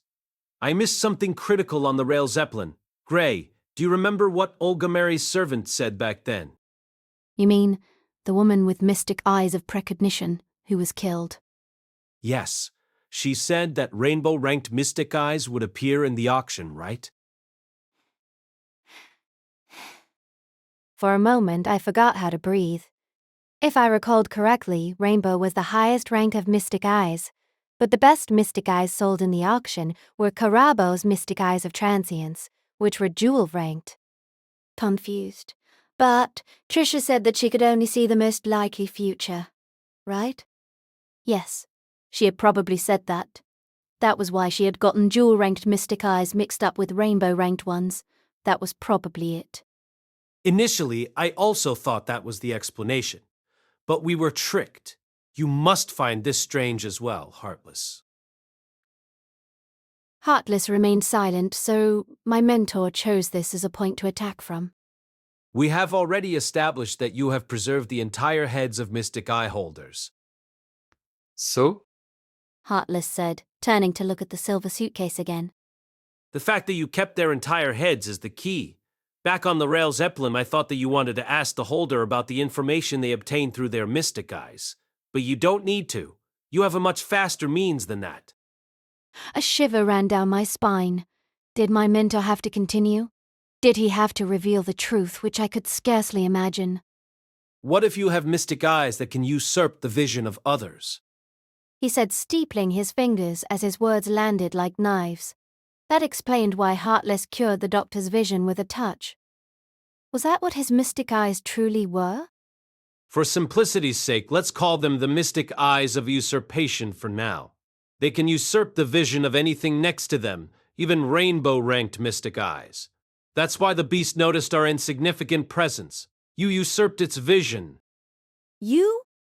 So that was why it had noticed us, even though we held our breaths, and why my mentor said someone had guided its line of sight. That is why Trisha predicted that rainbow-ranked mystic eyes would appear in the auction.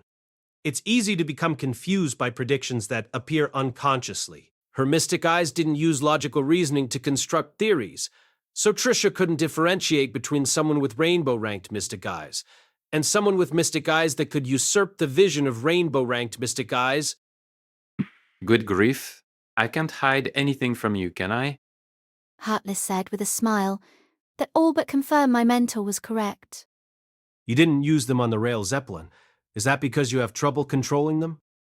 They are the kind of mystic eyes to be casually used in battle, you know. They would have added to the chaos, making the situation less favorable for Faker. Besides, there was no need for me to win. Heartless had already achieved his goal when he summoned Faker. He only fought us because he couldn't control Faker. My mentor took a deep breath and continued. 10 minutes left. Let's return to the beginning. As Tuko Aozaki revealed in the Grand Roll, Kuro's ability to find portals that link to Albion comes from a combination of the Adashino family's magecraft and the dead dragon's eyes. That is to say, after you were spirited away, your mystic eyes of usurpation began to perform essentially the same function. Huh? I gave up. I couldn't understand any of this. Wasn't Kuro's special ability searching for portals? What did it have to do with Heartless? Surely it had nothing to do with him. It took me so long to arrive at this conclusion. In fact, I only became sure of it after we entered Albion. What Rain said about Dr. Heartless's true identity being Kuru isn't wrong, but it isn't accurate either. Heartless smiled silently. Firm that's because Dr. Heartless was always Kuro. Chapter 5. Part 4. It could no longer keep up with this turn of events. Didn't Ishara's confession rule out the possibility that the Dr. Heartless we knew was actually Koru? Why did the possibility return again? Wait, no. My mentor said he was always Koru. What did that mean? Even though the answer was already right in front of me, I found it hard to accept. 30 years ago, Dr. Guro saved a dying man known as Heartless, who lost his memory after being injured. What if that man was actually Kuru, who was betrayed by his friends 10 years ago? What? I found myself exclaiming in disbelief. That was impossible. The order was wrong. How could a betrayal that happened 10 years ago happen 30 years ago? What was my mentor trying to prove? Yes, the order is wrong. The problem is that Kuru had the means to travel from Albion to the surface. If Ashera was telling the truth, the betrayal took place in Albion. In his dying moments, Kuru must have found another portal. He tried to escape to the surface, but he went the other way instead. My mentor pointed downward. What if that portal led down the pit of oblivion and into the fairy realm? The fairy realm. The deepest part of Spirit Tomb Albion, even further down than the ancient heart. It's impossible to know what exactly happened there. The mysteries of fairies are still mostly unknown to us mages. We do know some things, though. For instance, we know that people who are spirited away can jump between time and space. My mentor had said something similar in the office of the doctor who sheltered Heartless. The tale of Urashimataru from the Far East is a classic example of this, where the abducted person is taken to a completely different time and place. Not only that, but Sake had also told me while we explored Albion that time and space were fuzzy here. Was that enough to prove that it was possible? Most people would probably be baffled by it, which is why I didn't tell Rains. If she brought this up during the grand roll, no one would be able to take her seriously. I suspected that another reason he hadn't told Rhinus everything was that he wasn't sure about it himself either. Sure, it sounds absurd, but we are both mages. Kuro didn't necessarily find the portal. If you were always Kuro, you could have helped him find it with your abilities, since you went through it before. You mean... Heartless sent a dying Kuru into the fairy realm? Exactly.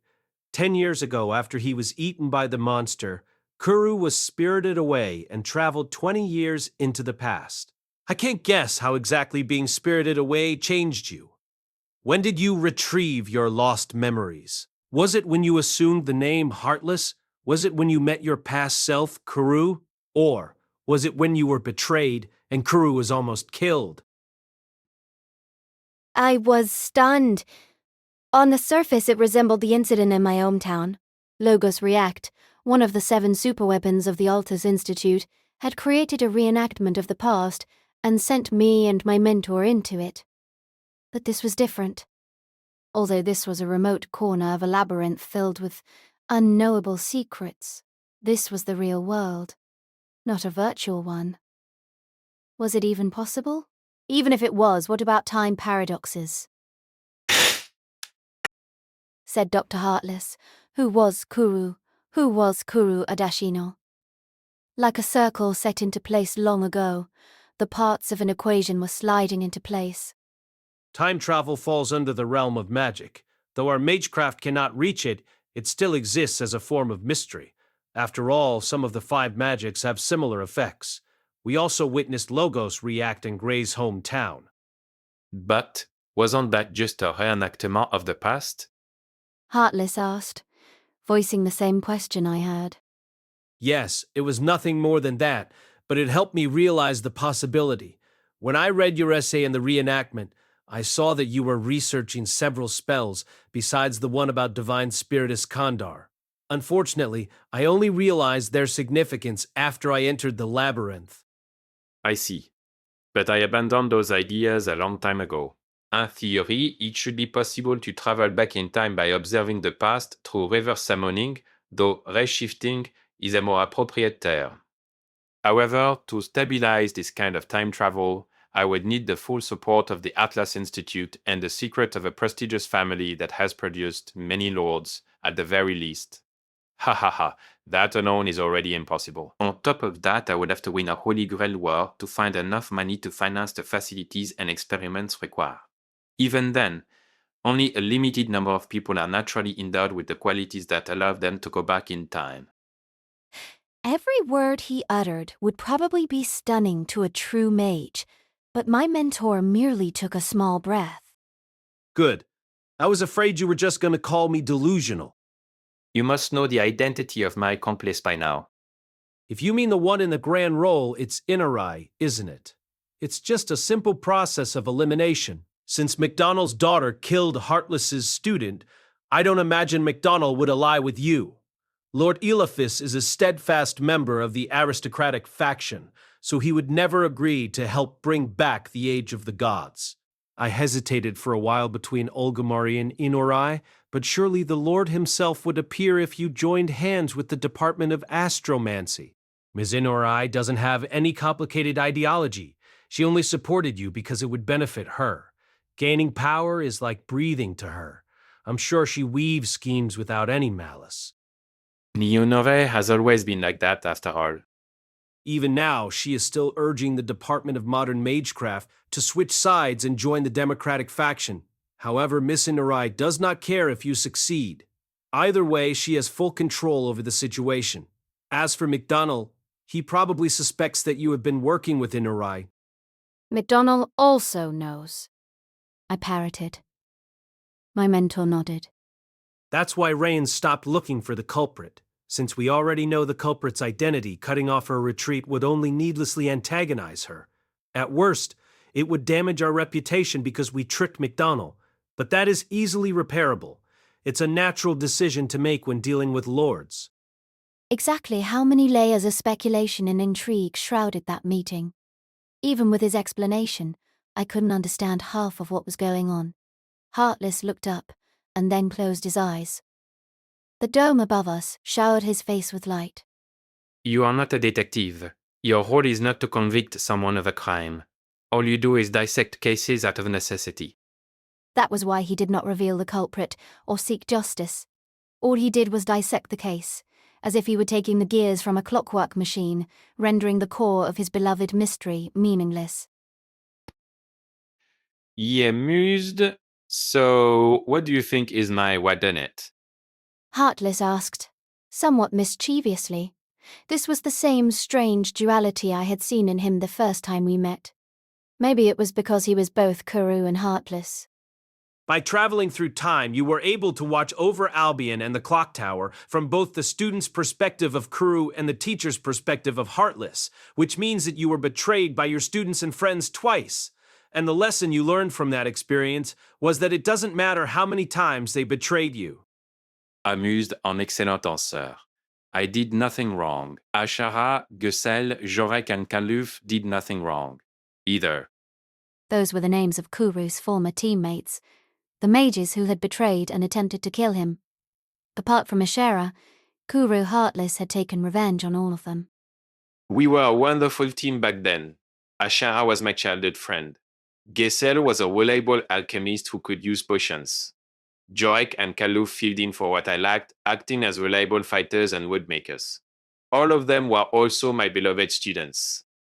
Kuru Heartless accompanied them from two perspectives, sharing life and death with them in Albion and discussing the secrets of magecraft with them in the classroom.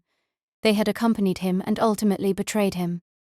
In that case, the fault lies with the state of the world of magecraft that forced them to betray me. Yes, that's where the tumor lies. Ah, we had finally arrived here. This was Dr. Heartless's wide unit. His ritual to bring back the Age of the Gods and setup of the stage in Albion were merely means to this end. After a few seconds, my mentor continued. You aren't bringing back the Age of the Gods to save the New Age. Your motto has always been to dedicate your life to the most radiant thing, but you have already lost your most radiant thing. This is what you must do to compensate for its loss. Instead of trying to recover it, you turned your hate to the fools who stole it from you, except those fools are not humans. but the world of magecraft. You just want to use the revival of the Age of the Gods as a bomb to destroy every trace of it. I suddenly remembered something. In the past, I spoke to Faker twice. She said that she hated her former comrades for starting the wars of the Diadochi. Perhaps it was because they were all dead that she wished to make her king a god in compensation. In that case, weren't the anger that she and Heartless carried the same? Exact. Do you have a problem with that? I don't, but I must stop you nonetheless. I have no noble principles to guide me, nor rewards to reap that would justify my gamble. I simply cannot allow my students' futures to be at the mercy of your destructive impulse. Stop me, you say? There is no point in stopping me now. I have already stopped. The baton is in her hands now. My god will do the rest. Just as Heartless was about to finish, something stood up in the pillar of light behind him. Mysterious Chapter 5. It opened its eyes painfully slowly. Over the course of what must have been several years, humans and gods did not perceive time the same way. Gods lived within an entirely different dimension. They were entirely different from humans because they did not care about perceiving human activity, or perhaps because they perceived it too well. It no longer thought of itself as humans did. Mysterious Heartless called this method of reconnecting servants with the Throne of Hero Shadow Ascension. The ghost liner, that contained information about Faker and her class, had already been altered with records about Faker and Iskandar. The scale of the records expanded far beyond the limits of a servant, especially one who was originally only one aspect of a hero. It grew until it could become an object of faith, a divine spirit. It was divine spirit Iskandar, the accumulation of Iskandar's experiences and the millennia of worship. On its other side, it was the experiences of Faker and the few short hours that a certain mage had prayed to her. And then, it saw the world. Mysterious Chapter 5, Part 6. In an instant, our surroundings changed. An expanse of red sand replaced Albion and the circle that Heartless had drawn. What? I frantically scanned my surroundings. Not only had the ground changed, but we were also surrounded by so many soldiers that they seemed to stretch beyond the horizon. They were dressed in armor from various cultures. Some held spears, while others rode horses. Ionawai Heteroi, the army of the king. I had heard this name before. It was the unorthodox noble phantasm that Iskandar wielded when he manifested as a servant, a call to the tens of thousands of soldiers that had fought by his side, were they all here to bless his awakening as a divine spirit. As I pondered this, I saw a tall, glowing figure atop a horse in the center of the rows of soldiers. It was divine spirit Iskandar. I could not perceive the figure properly, though their heights and builds were far from similar.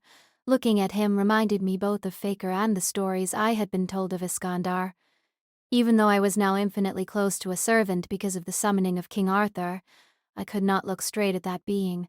My eyes could only translate the excess of information they were receiving as a dazzling light.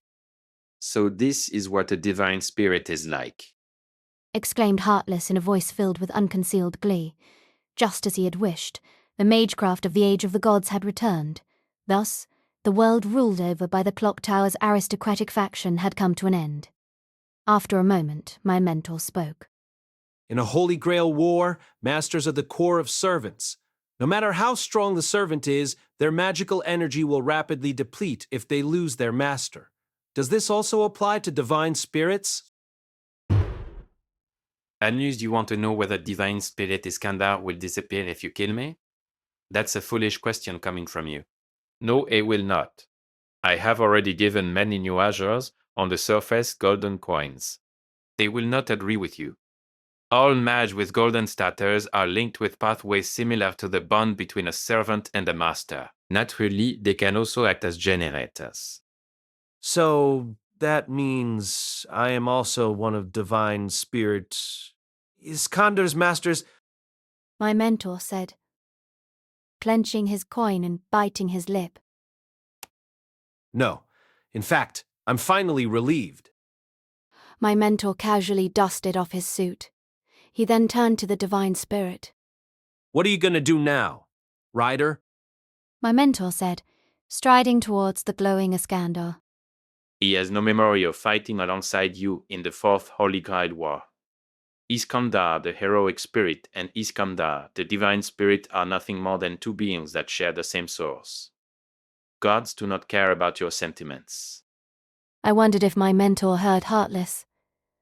Either way, he continued as if he was walking on air, as if he were a man of faith on the cusp of death in a desert, who just discovered a blessed oasis. Even if the oasis itself was only an illusion conjured by his desperate mind, the salvation he felt was not. My mentor removed one of the gloves he had been wearing since we entered Albion. What? Huh? Heartless and I were both shocked. It was impossible, and yet it was right in front of our eyes. A single, strange, red stroke glowed on the back of his hand. A single command spell. How? Lord El-Melloi II. Where did you get that from? The Third Holy Grail War. That was hardly an answer, but I understood because I was there when Luvia gave my mentor a jewel box that she called her tuition. She had said then that her relatives once participated in the Third Holy Grail War. Considering that they were the relative of the self-proclaimed most elegant hunter, or perhaps hyena in the world, it wasn't difficult for me to imagine that they preserved their command spell and brought it back to their homeland. You said I am also a master, right, Heartless? Heartless shouted for the first time, realizing what my mentor intended to do. He raised his hand and fired magic bullets at my mentor, shouting, "I won't let you do that." Paindar shouted in response, leaping up and blocking every one of his attacks with my scythe. Along with my unprecedented agility, I also felt unprecedented pain. My body was filled to the brim with energy as I became closer to King Arthur, but that strength came with a price. Divine Spirit Iskandar was key to this. The magical energy released during his ascension was burning our magic circuits. Worried my mentor was probably in more pain than I was now. His magic circuits were not as strong as mine, so he must have been tormented by pain more intense than the flames of hell with every step he took. You said you wanted a physical form, right? Though I couldn't see my mentor's face, I realized through my heightened senses that there were tears in his eyes. Sorry, Ryder. I wanted your wish to come true. Shouting, "Stop, stop, Lord El-Melloi II." My mentor acted as if he couldn't hear Heartless' desperate cries at all. Sir, I remembered that my mentor once said that he wanted to summon Iskandar again in the Fifth Holy Grail War to prove that the servant was capable of winning. That was definitely not a lie. It was the atonement for his immaturity and foolishness that my mentor had sought for so long. However, there was another wish buried deep inside his heart. Heartless had summoned Divine Spirit Iskandar as a tool. Faker had reincarnated him because she wanted him to be worshipped as a god. But, in the end, what my mentor wanted was... I really wished that your wish would be granted. I really did. My mentor said in an unusually calm voice. It was the first time I heard him speak like this. Without any orders, the soldiers had not moved.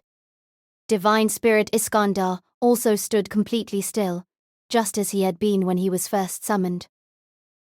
Was this how newly born divine spirits were? Heartless began to run, and I raced to intercept him. I needed to protect my mentor, even if just for a moment. That was why I was here. It was what I wished for from the bottom of my heart. You're always so impatient, always barging into places before you're ready, making a mess and then leaving. my mentor said as he walked. The pain from my magic circuits became less important than something that was rising in my heart. Shut up and wait for once, will you? Just laugh like you always do and watch me from a distance. I promise I'll get there one day. You can pat me on the back when I do, you idiot. Maybe there was some other way. My mentor had complained countless times that if only he was a proper mage, or if only he was as skilled as the other lords, but still. A promise is a promise even if no one believes me. I don't even believe in myself. I know I don't have the capacity to become a heroic spirit. Each word my mentor spoke was like a drop of his blood. But I will spend my life trying to reach you. Each step he took seemed to contain a part of his soul. Because I am your master and your subject. You are my king. Now, I could see his face. He looked as if he was going to break down in tears. And also, my friend. He slowly raised his right hand. The final stroke on it glowed red as tears flowed from his face. Shouting by my command spell, I order you. Heartless also raised his hand. He was probably also going to use his last command spell to command the divine spirit. However, before he could do that, I sliced it from his arm with my scythe. The severed hand flew through the air with a spray of blood. Shouting, leave! Rider? My mentor had called him Rider, not divine spirit Iskandar, but the title of the Saint Graf that he had once summoned. Regardless, his intention reached its now divine target. Mysterious Chapter 5, Part 7. I heard something that my mentor could not have. It was a thought that only I, as a gravekeeper of Blackmoor Graveyard, who was too sensitive to spirits, could perceive. For the first time in my life, I was grateful for my constitution for letting me hear that voice. Our surroundings returned to normal just as quickly as they had changed. The red desert disappeared before I called out, sending us back into the ancient heart. The chamber was still showered in the white light of the dead dragon's magic circuits, as if nothing had happened here. What an idiot. Couldn't you have listened to me before? Though the words themselves were light-hearted, he spoke in a heavy voice. Hey! Lord El-Melloi II. Came a voice. Heartless lay on the floor, clutching where his hand had been severed from his arm. Another person had returned to the room. Why? Why have you used your last command spell to summon me, Heartless? Faker. I watched, mouth agape, as the dark-haired warrior helped Heartless climb to his feet. Before, or perhaps even after his hand was cut off, his command spell had managed to establish a path and carry out his order to separate Faker from the core of Divine Spirit Iskandar. I didn't know how such a thing was possible. All I knew was that he did it. If you used your command spell, there was a good chance that Lord El-Melloi II's command would have been ignored, and the Age of Gods would be brought back. Why did you do this? Pained, good question. I think in the moment that I thought I might not be able to stop him, I realized that I would rather meet you again than complete the greater magic formula. I think I understood this. Kuru Heartless had been betrayed by his teammates, both as their friend and as their teacher. That was why he resented the world of magecraft. Contrary to her name, Faker was the only person who had not betrayed him. So, what if that was what Heartless really wanted? Sir. I braced myself for a fight and held my scythe with a different hand, but my mentor patted my shoulder and shook his head. You've done enough, Grey. Heartless's magecraft is already... Ah, even now, you continue to see right through me. Heartless said with a troubled smile. In order to create this greater magecraft formula, Heartless had used Faker's noble phantasm multiple times. Though he had burnt up Mystic Eye holders to replenish his magical energy, he could not be unaffected. Heartless had already reached his limit. If that was not the case, he would have done more than fire a few magic bullets at my mentor. The magecraft that has taken you 30 years is over. If you would prefer it, the El-Melloi faction can take custody of you. At the very least, I think I can guarantee you better treatment than the other factions. It amused how thoughtful of you. If Miss Inorai made the same offer, she would definitely be thinking about some kind of plot. But I trust that your intentions are pure. That isn't a good quality for someone in the clock tower to have, you know. I am fully aware of that. Heartless smiled at the sight of my mentor's sour face. I don't want to rot in that kind of place. Especially not under your watch. This toast. Help me stand up. Heartless stood with one arm on Faker's shoulder. His other arm brought to his chest, he muttered something that may have been "turn my heart." With that, the two vanished. Heartless had used the portal that replaced his heart to teleport, but... Worried, that kind of mystery would kill you even in the best of circumstances. My mentor's mutterings matched my thoughts. It seems he's made his choice. Heartless had decided to bring everything to an end. Where were he and Faker now? Where would the man who was both heartless and Kuru wish to go at the end of his strange life? My mentor grasped at his upper arm, perhaps because the pain of having his magic circuits burned had not yet subsided. Hopefully they've given up on the grand roll as they promised. I thought there was nothing to lose, but so much was lost. I think those two... Before I could finish that thought, I felt something strange happen around my hand. My mentor turned around as if he noticed it as well. Worried, what is it? Ad is... I raised my scythe with trembling hands as it began to glow faintly. Mysterious in a research facility on the surface, a teenager looked down at the floor. To be precise, he looked beyond the floor, as if he could see deep into the earth. What's wrong, Lashanku? Flat asked, tilting his head. Lat and Sveen were currently organizing the archives, as Rains had instructed. After all, she couldn't ask the teachers to organize and destroy documents according to the results of the Grand Roll. Their work would be useless if things went awry during the Grand Roll. If it went horribly, maybe the entire department of modern magecraft would be destroyed. Of course, Flat didn't care about these things, and Svin put his teacher before his morals. That was why they had been chosen for this job. And don't call me that. I think I just smelled the scent at the end. The corner of Sveen's lips twitched in disapproval. Flat knew that his classmate had not smelled an actual scent. Sveen had perceived the tangle of cause and effect, which he believed was a scent, possibly because his brain was wired that way. For that reason, Flat nodded. If Lashian-kun says so, it must be true. Mysterious outside the window behind him, a shooting star streaked through the night sky. Two people sat in the corner of a London bar. The bar was only known to those with deep connections to mystery. It was so dimly lit that navigating it was impossible without enhanced vision. The seats were spaced in consideration of camouflage magecraft, should patrons wish to keep themselves hidden. The two that were gathered here tonight were a strange pair. One was a girl with hair dyed a bright pink, a star-shaped patch over one of her eyes.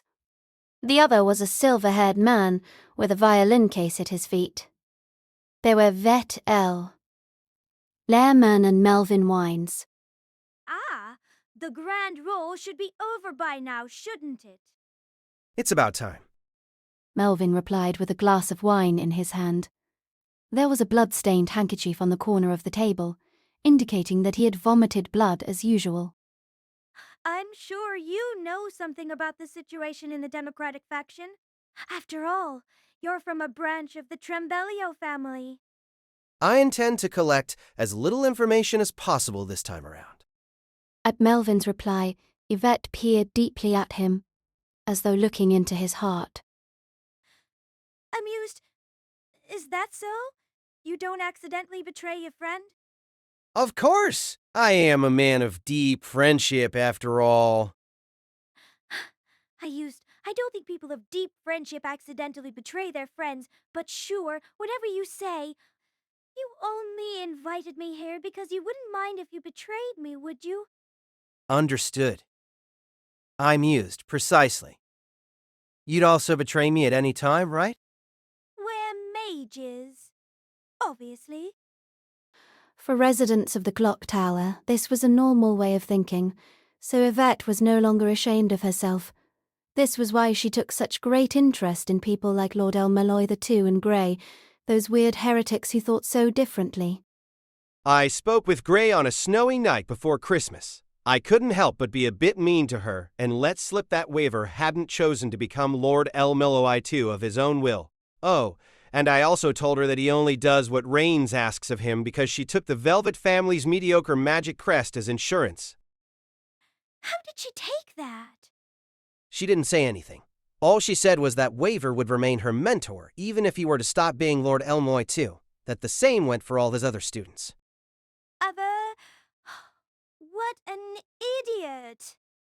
Instead of replying, Melvin lifted his glass and took a sip of golden noble rot wine. Hey, Waver, have you reached the dream that surprised me back then? That you'd chase after no matter what it took? Mysterious, no one heard his whisper, so no one knew when he finished speaking. But it just so happened that at this moment, a star flew through the night. Chapter 5, Part 9. It was a quiet night. A night so quiet that everything seemed still. Everything, but for a single shooting star, crossing the sky like the tear of a dream. Epilogue. There was a diurnal cycle in Albion as well. To be precise, it was probably only the case on the first layer, where the mining city was situated.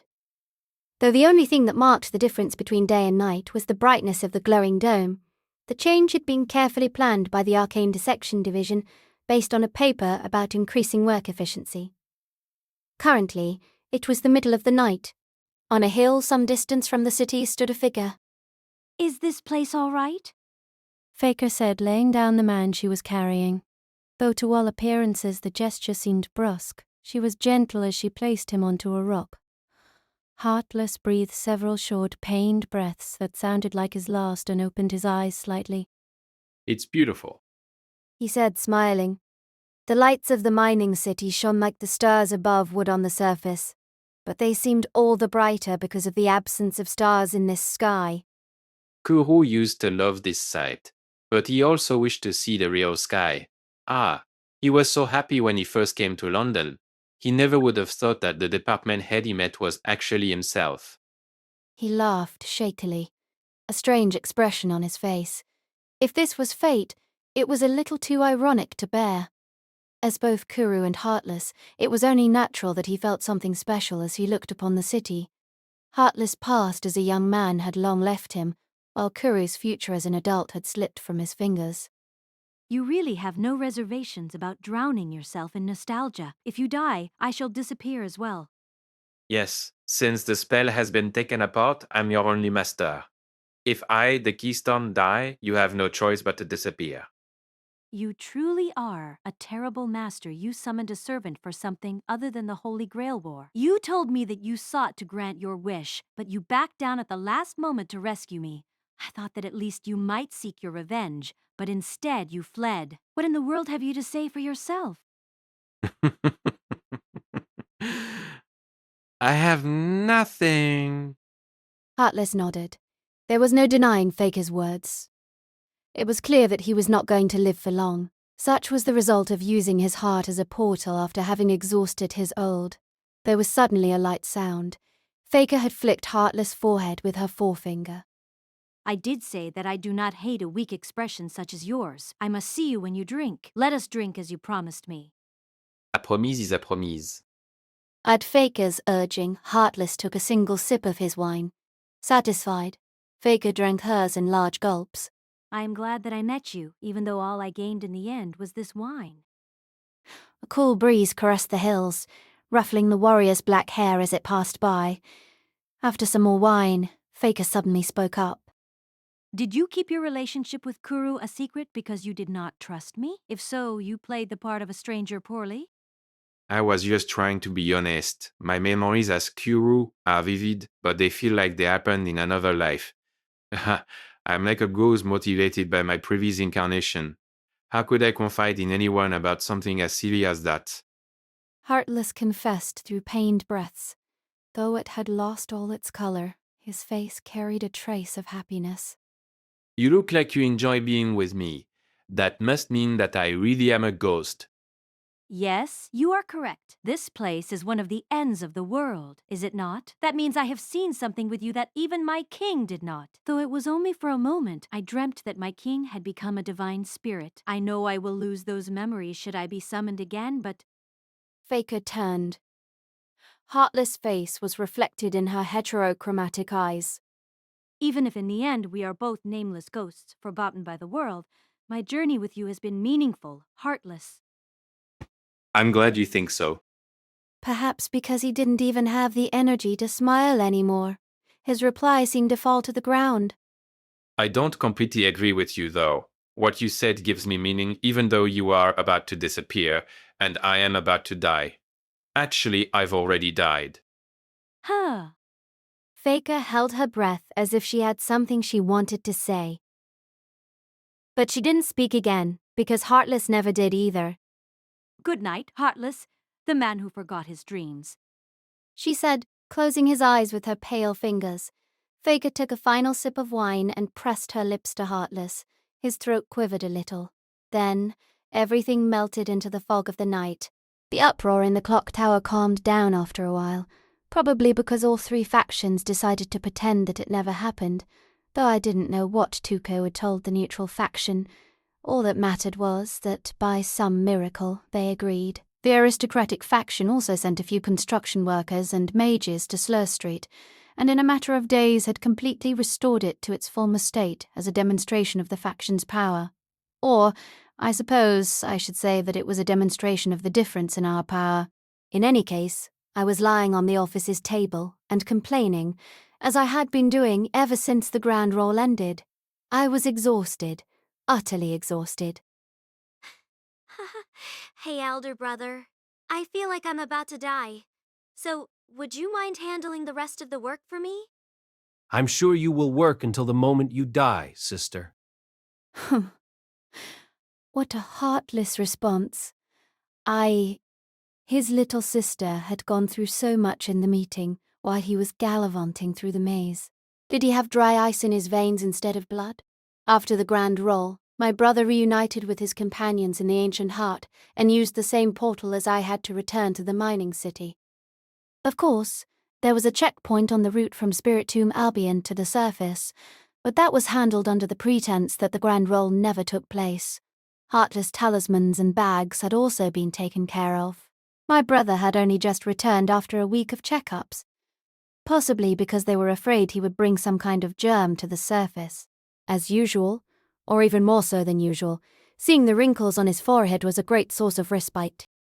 Whatever the case may be, it's better than rotting in a place like that, my brother said as he read from a large pile of documents. Either way, I had no choice but to continue efficiently organizing documents that were as boring as my brother.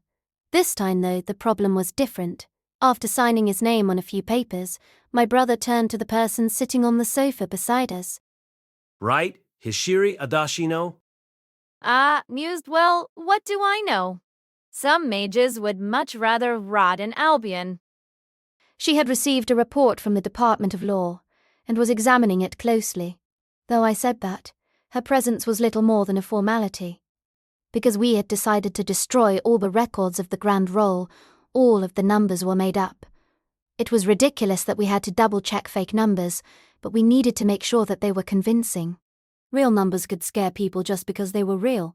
To make fake ones achieve the same effect, we needed to dress them up. After a time, my brother spoke up. Are you satisfied now? I suppose I am no longer dissatisfied. Heartless' body had yet to be found. I didn't know where he teleported to, but it must have been somewhere inside Spiritomb Albion. Surely the factions that knew he planned on bringing back the magecraft of the Age of the Gods were scouring the labyrinth for anything he left behind. I wondered what they would find. What will you do if you find Kuru Adashino? I'm not sure. Isn't that strange? No, it isn't. Hishiri smiled at my mentor's answer. It wasn't until I became a student of the Department of Law that I realized that Heartless student might be my brother. There is only so much that one can entrust to a newcomer, but it just so happened that I was put in charge of the Department of Modern Magecraft. I see. I thought as I listened in on their conversation, the fact that she was Norridge's adopted daughter must have played a part in that decision as well. Norridge was connected to the Department of Modern Magecraft. It was named after him, after all. Though it wasn't an official way of getting a position, personal connections were important in society. Exploring past incidents, I soon realized that Kuru might be Kuru Adashino. It was a natural conclusion to come to. I also noticed immediately that my brother and Heartless had disappeared at the same time. But why? I wanted to find out about him. I first considered that my brother and Heartless might have switched places. It's only natural to want to learn more about your sibling. It was a cliched thing for an older brother to say, but it served its purpose here. At least, it didn't make me have to force back a look of exasperation. Lord El-Melloi II, what would Kuro Adashino, or Heartless, have thought of me? Well, My brother paused in the middle of a signature as he thought of what to say. Trimmouse spoke before he could. Neutral, miss. You have a visitor. The door to the office opened a few seconds later.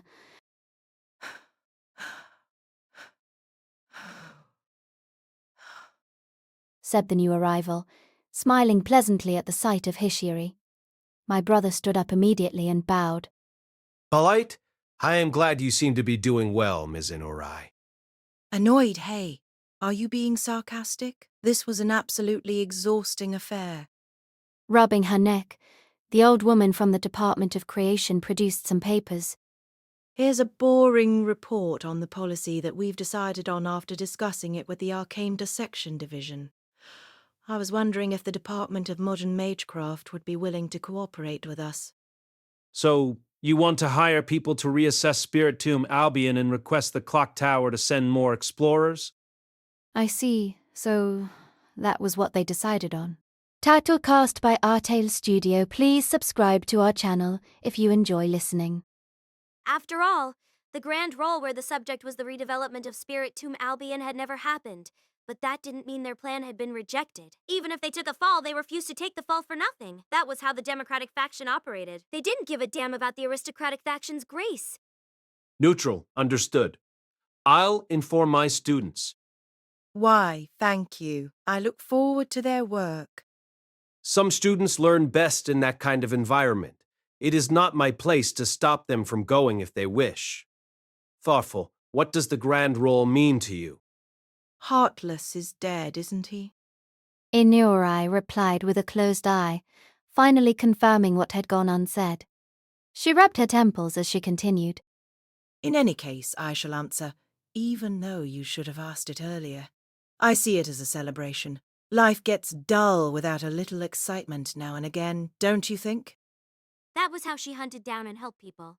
In her eyes, everything was just a piece on a chessboard to be moved around to make her position more advantageous. I doubted she would even hesitate to stake her own life in her chess game.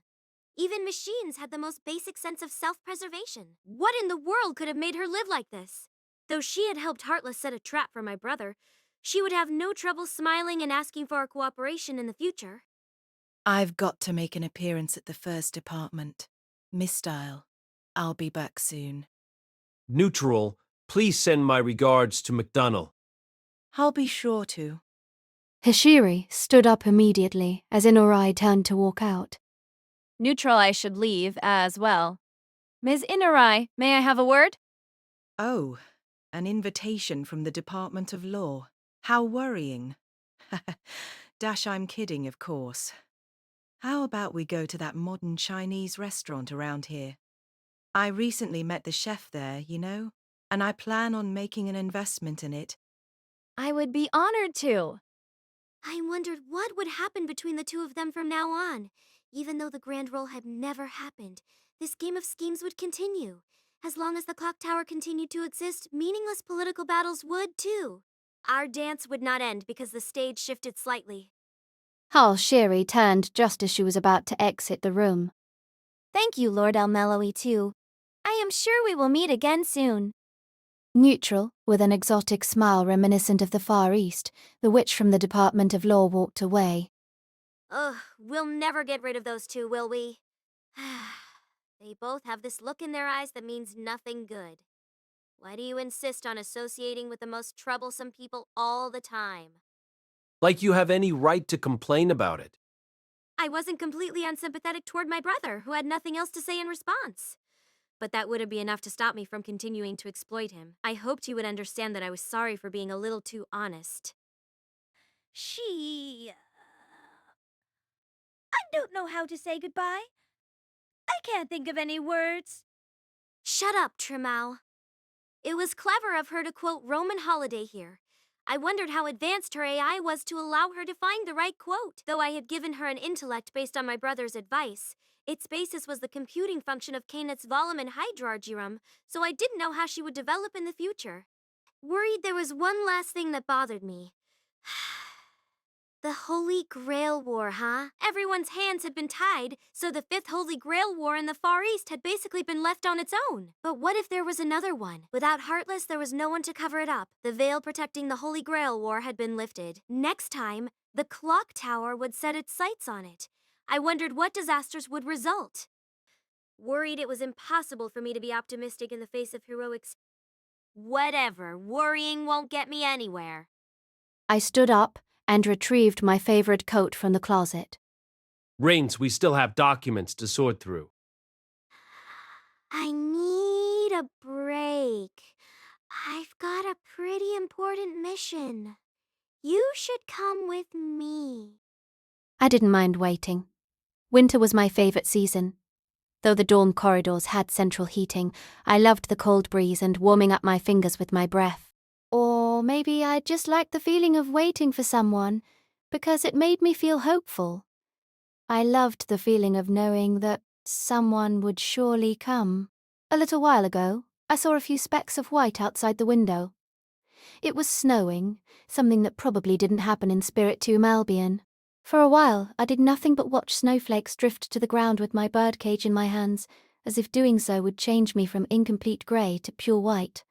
I only snapped out of it when 3 people appeared in the hallway. Sir, Miss Rains. Hey!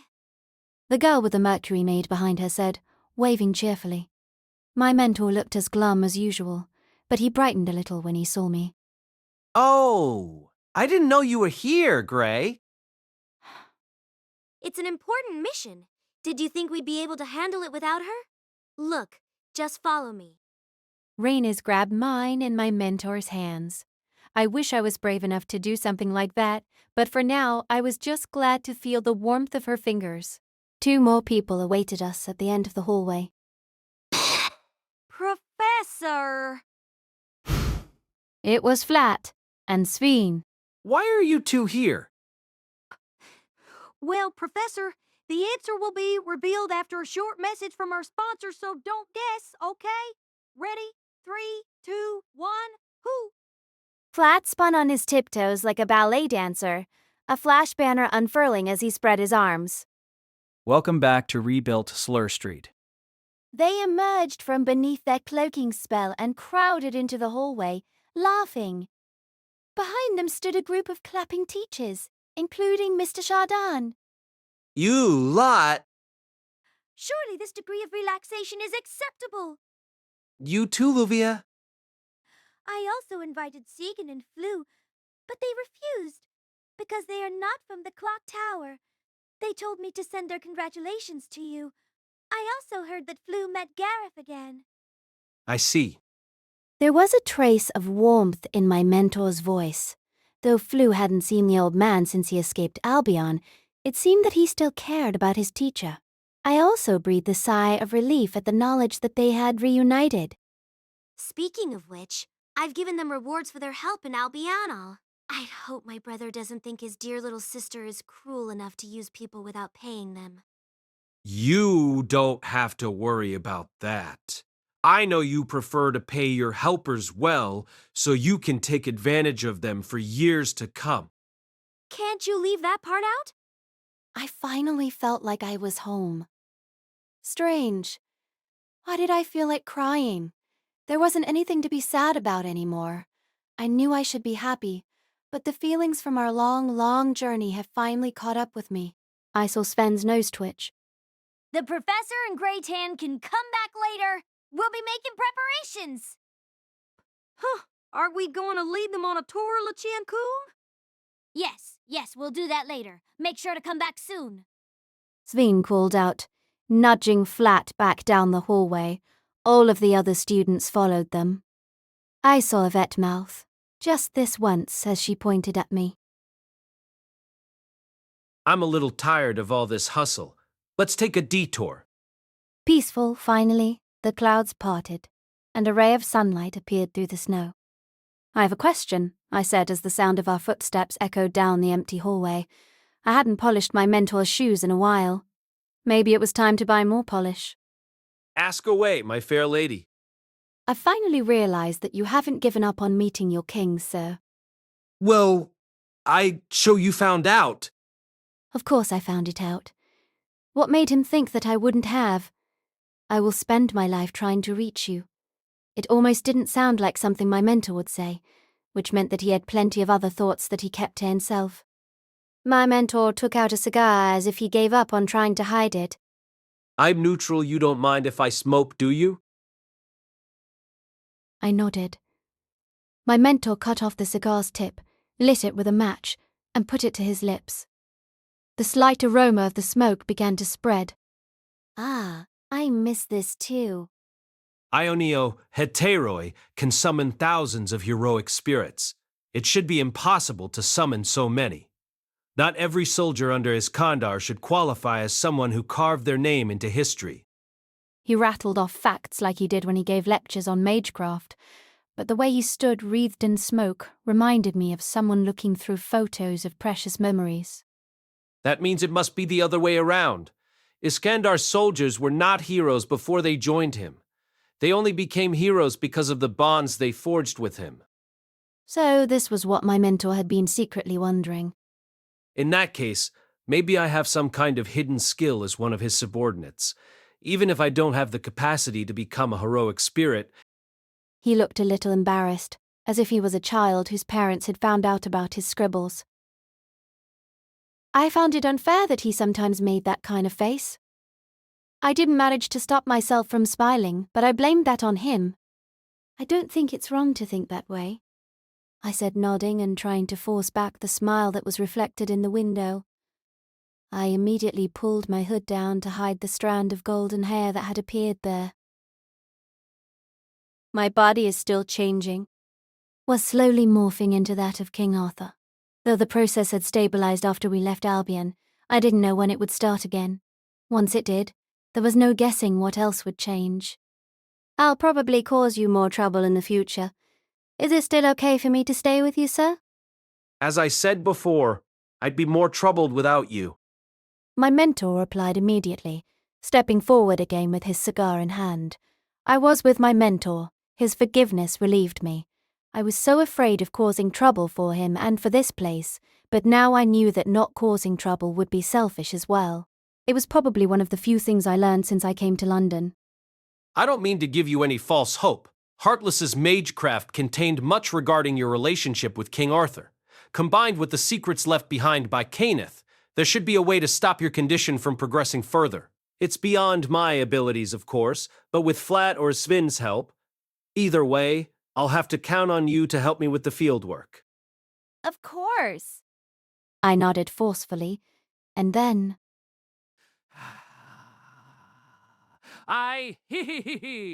Since you're causing trouble and being troubled by other people, you must have grown up.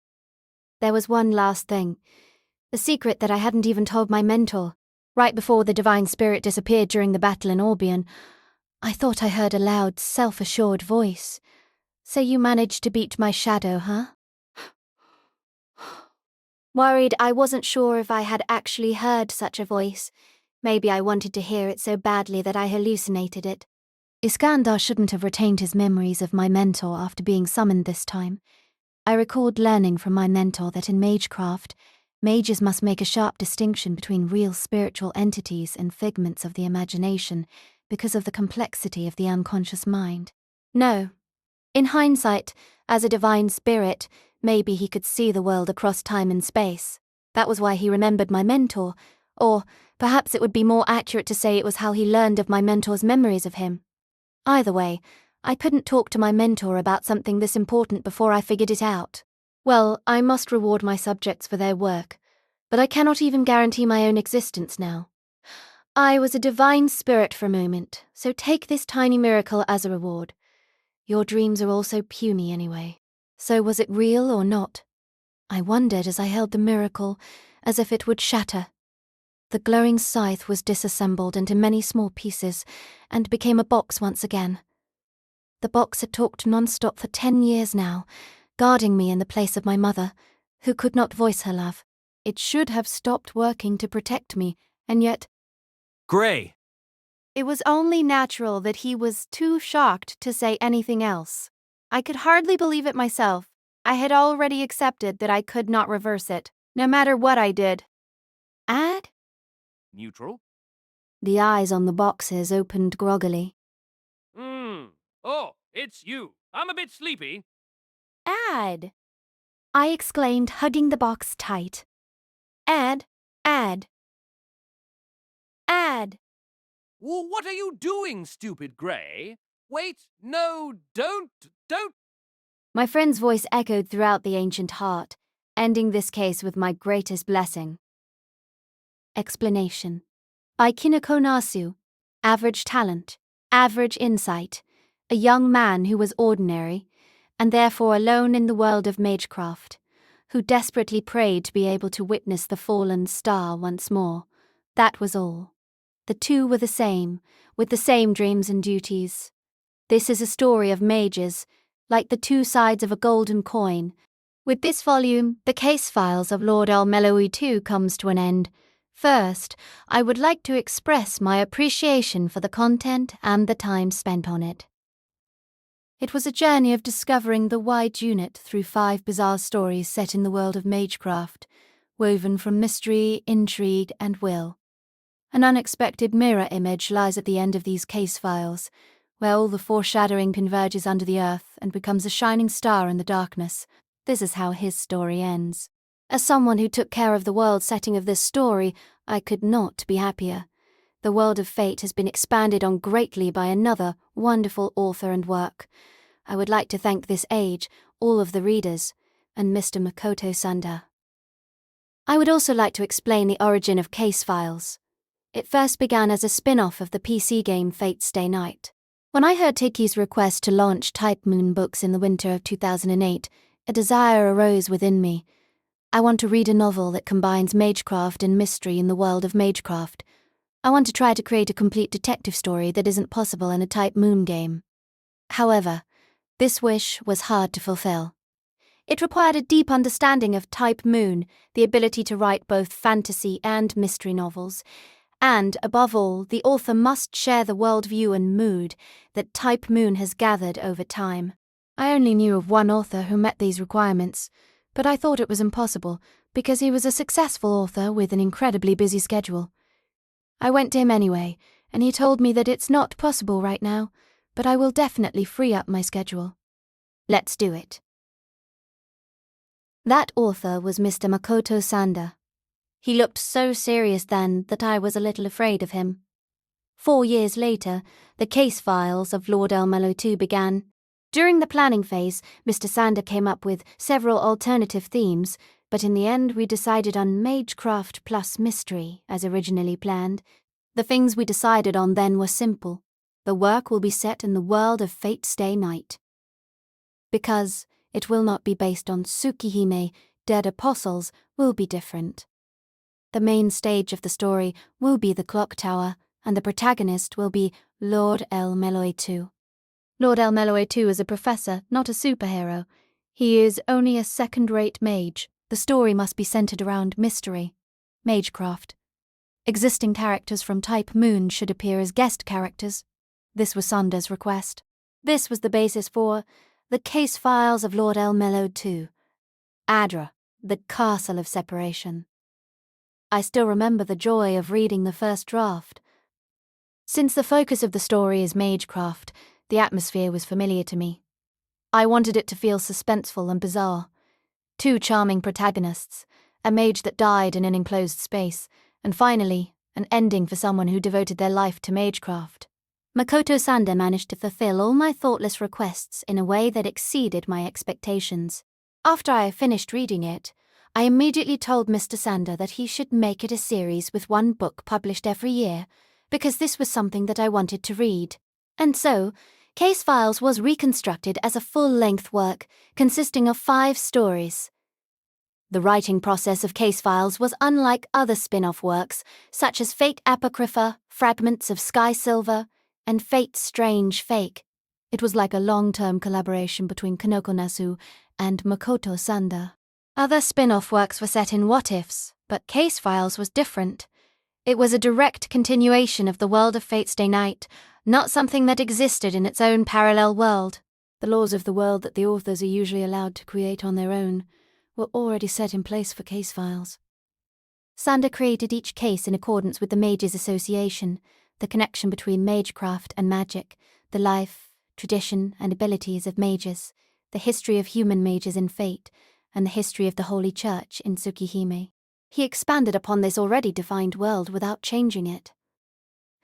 Many characters had already been revealed, but it was doubtlessly Mr. Biafako, Makoto Sanda, who gave them life through magecraft, as well as the atmosphere of the clock tower. As a result, though Case Files is an original work, it correctly expresses the rules of fate as they have been and will be. Not only is it an enrapturing novel, but it also serves as a guidebook to the world of magecraft. That is what the Case Files of Lord El-Melloi II is like. The detective of this story, Lord El-Melloi II, also has an interesting origin. He first appeared in the character materials published by Type Moon as a Lord of the Clock Tower. There he was simply described as a man with long black hair who wears a coat and smokes cigars, an average mage but a first-rate teacher who is eccentric, gloomy, and likes Japanese games for some reason. One of the characters of Fate Zero, which was written around the same time, is him as a young man, making him a character whose two stages of life developed at the same time. In this series, he has grown to do more than the obligation he was left with at the end of Fate C0, a fact that makes me strangely moved. I only placed the stone at the beginning. Another author set it rolling and nurtured it, while yet another author allowed it to roll further to its goal. Even though Lord El-Melloi II is no longer my child, he has given me the chance to foster bonds with many writers and many strokes of luck. He is an important character to me, and I hope it is the same for you, readers. The incident that marked a turning point in his life has ended, but his story has not. As we grow, characters grow as well. There is no way that the man who has been tossed about by fate will leave the stage here. I would like to conclude this behind-the-scenes explanation with the hope that, one day, along with the author, Makoto Sanda, we will be able to meet the frowning mage detective again as he continues to chase after the unreachable. Afterward, I, Makoto Sanda. The secret meeting is over. The gates of the labyrinth have closed. The divine spirit's dream has been scattered, and the hero's glory fades with the receding tide. But we know that a fragment of the star remains. The dream that will never be lost is in these hands. Thank you for your patience. I present to you the Case Files of Lord El-Melloi II. Grand Roll. Lower. Upon its completion, this book will be the longest in the series.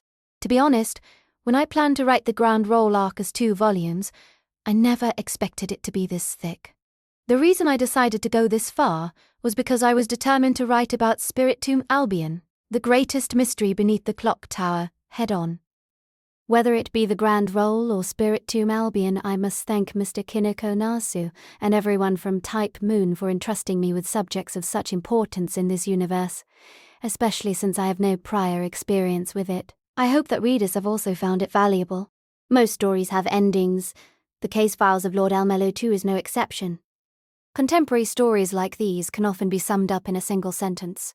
Someone did something. This is only natural, because most stories are about distilling various complex elements of reality into a single theme. However, at the same time, some things can only be expressed by the process with which the thing in question is done. What Lord El-Melloi II said in the climax of the story, in Chapter 5, is an example. I would be very glad if you could interpret the emotion with which he spoke those words with your own heart. Last but not least, I would like to thank my Neji Sakamoto for always creating beautiful illustrations, despite having a busy schedule, Kiyomune Miwa for helping with not only the anime's research, but also part of the script, Ryogo Narita for supervising and correcting Flat's lines, and Kinoko Nasu and everyone at Type Moon for entrusting this world and its characters to me. Finally, I would like to thank you, the reader. I hope the next story will also find its way to you. Let us meet again in the winter, in the materials for this series.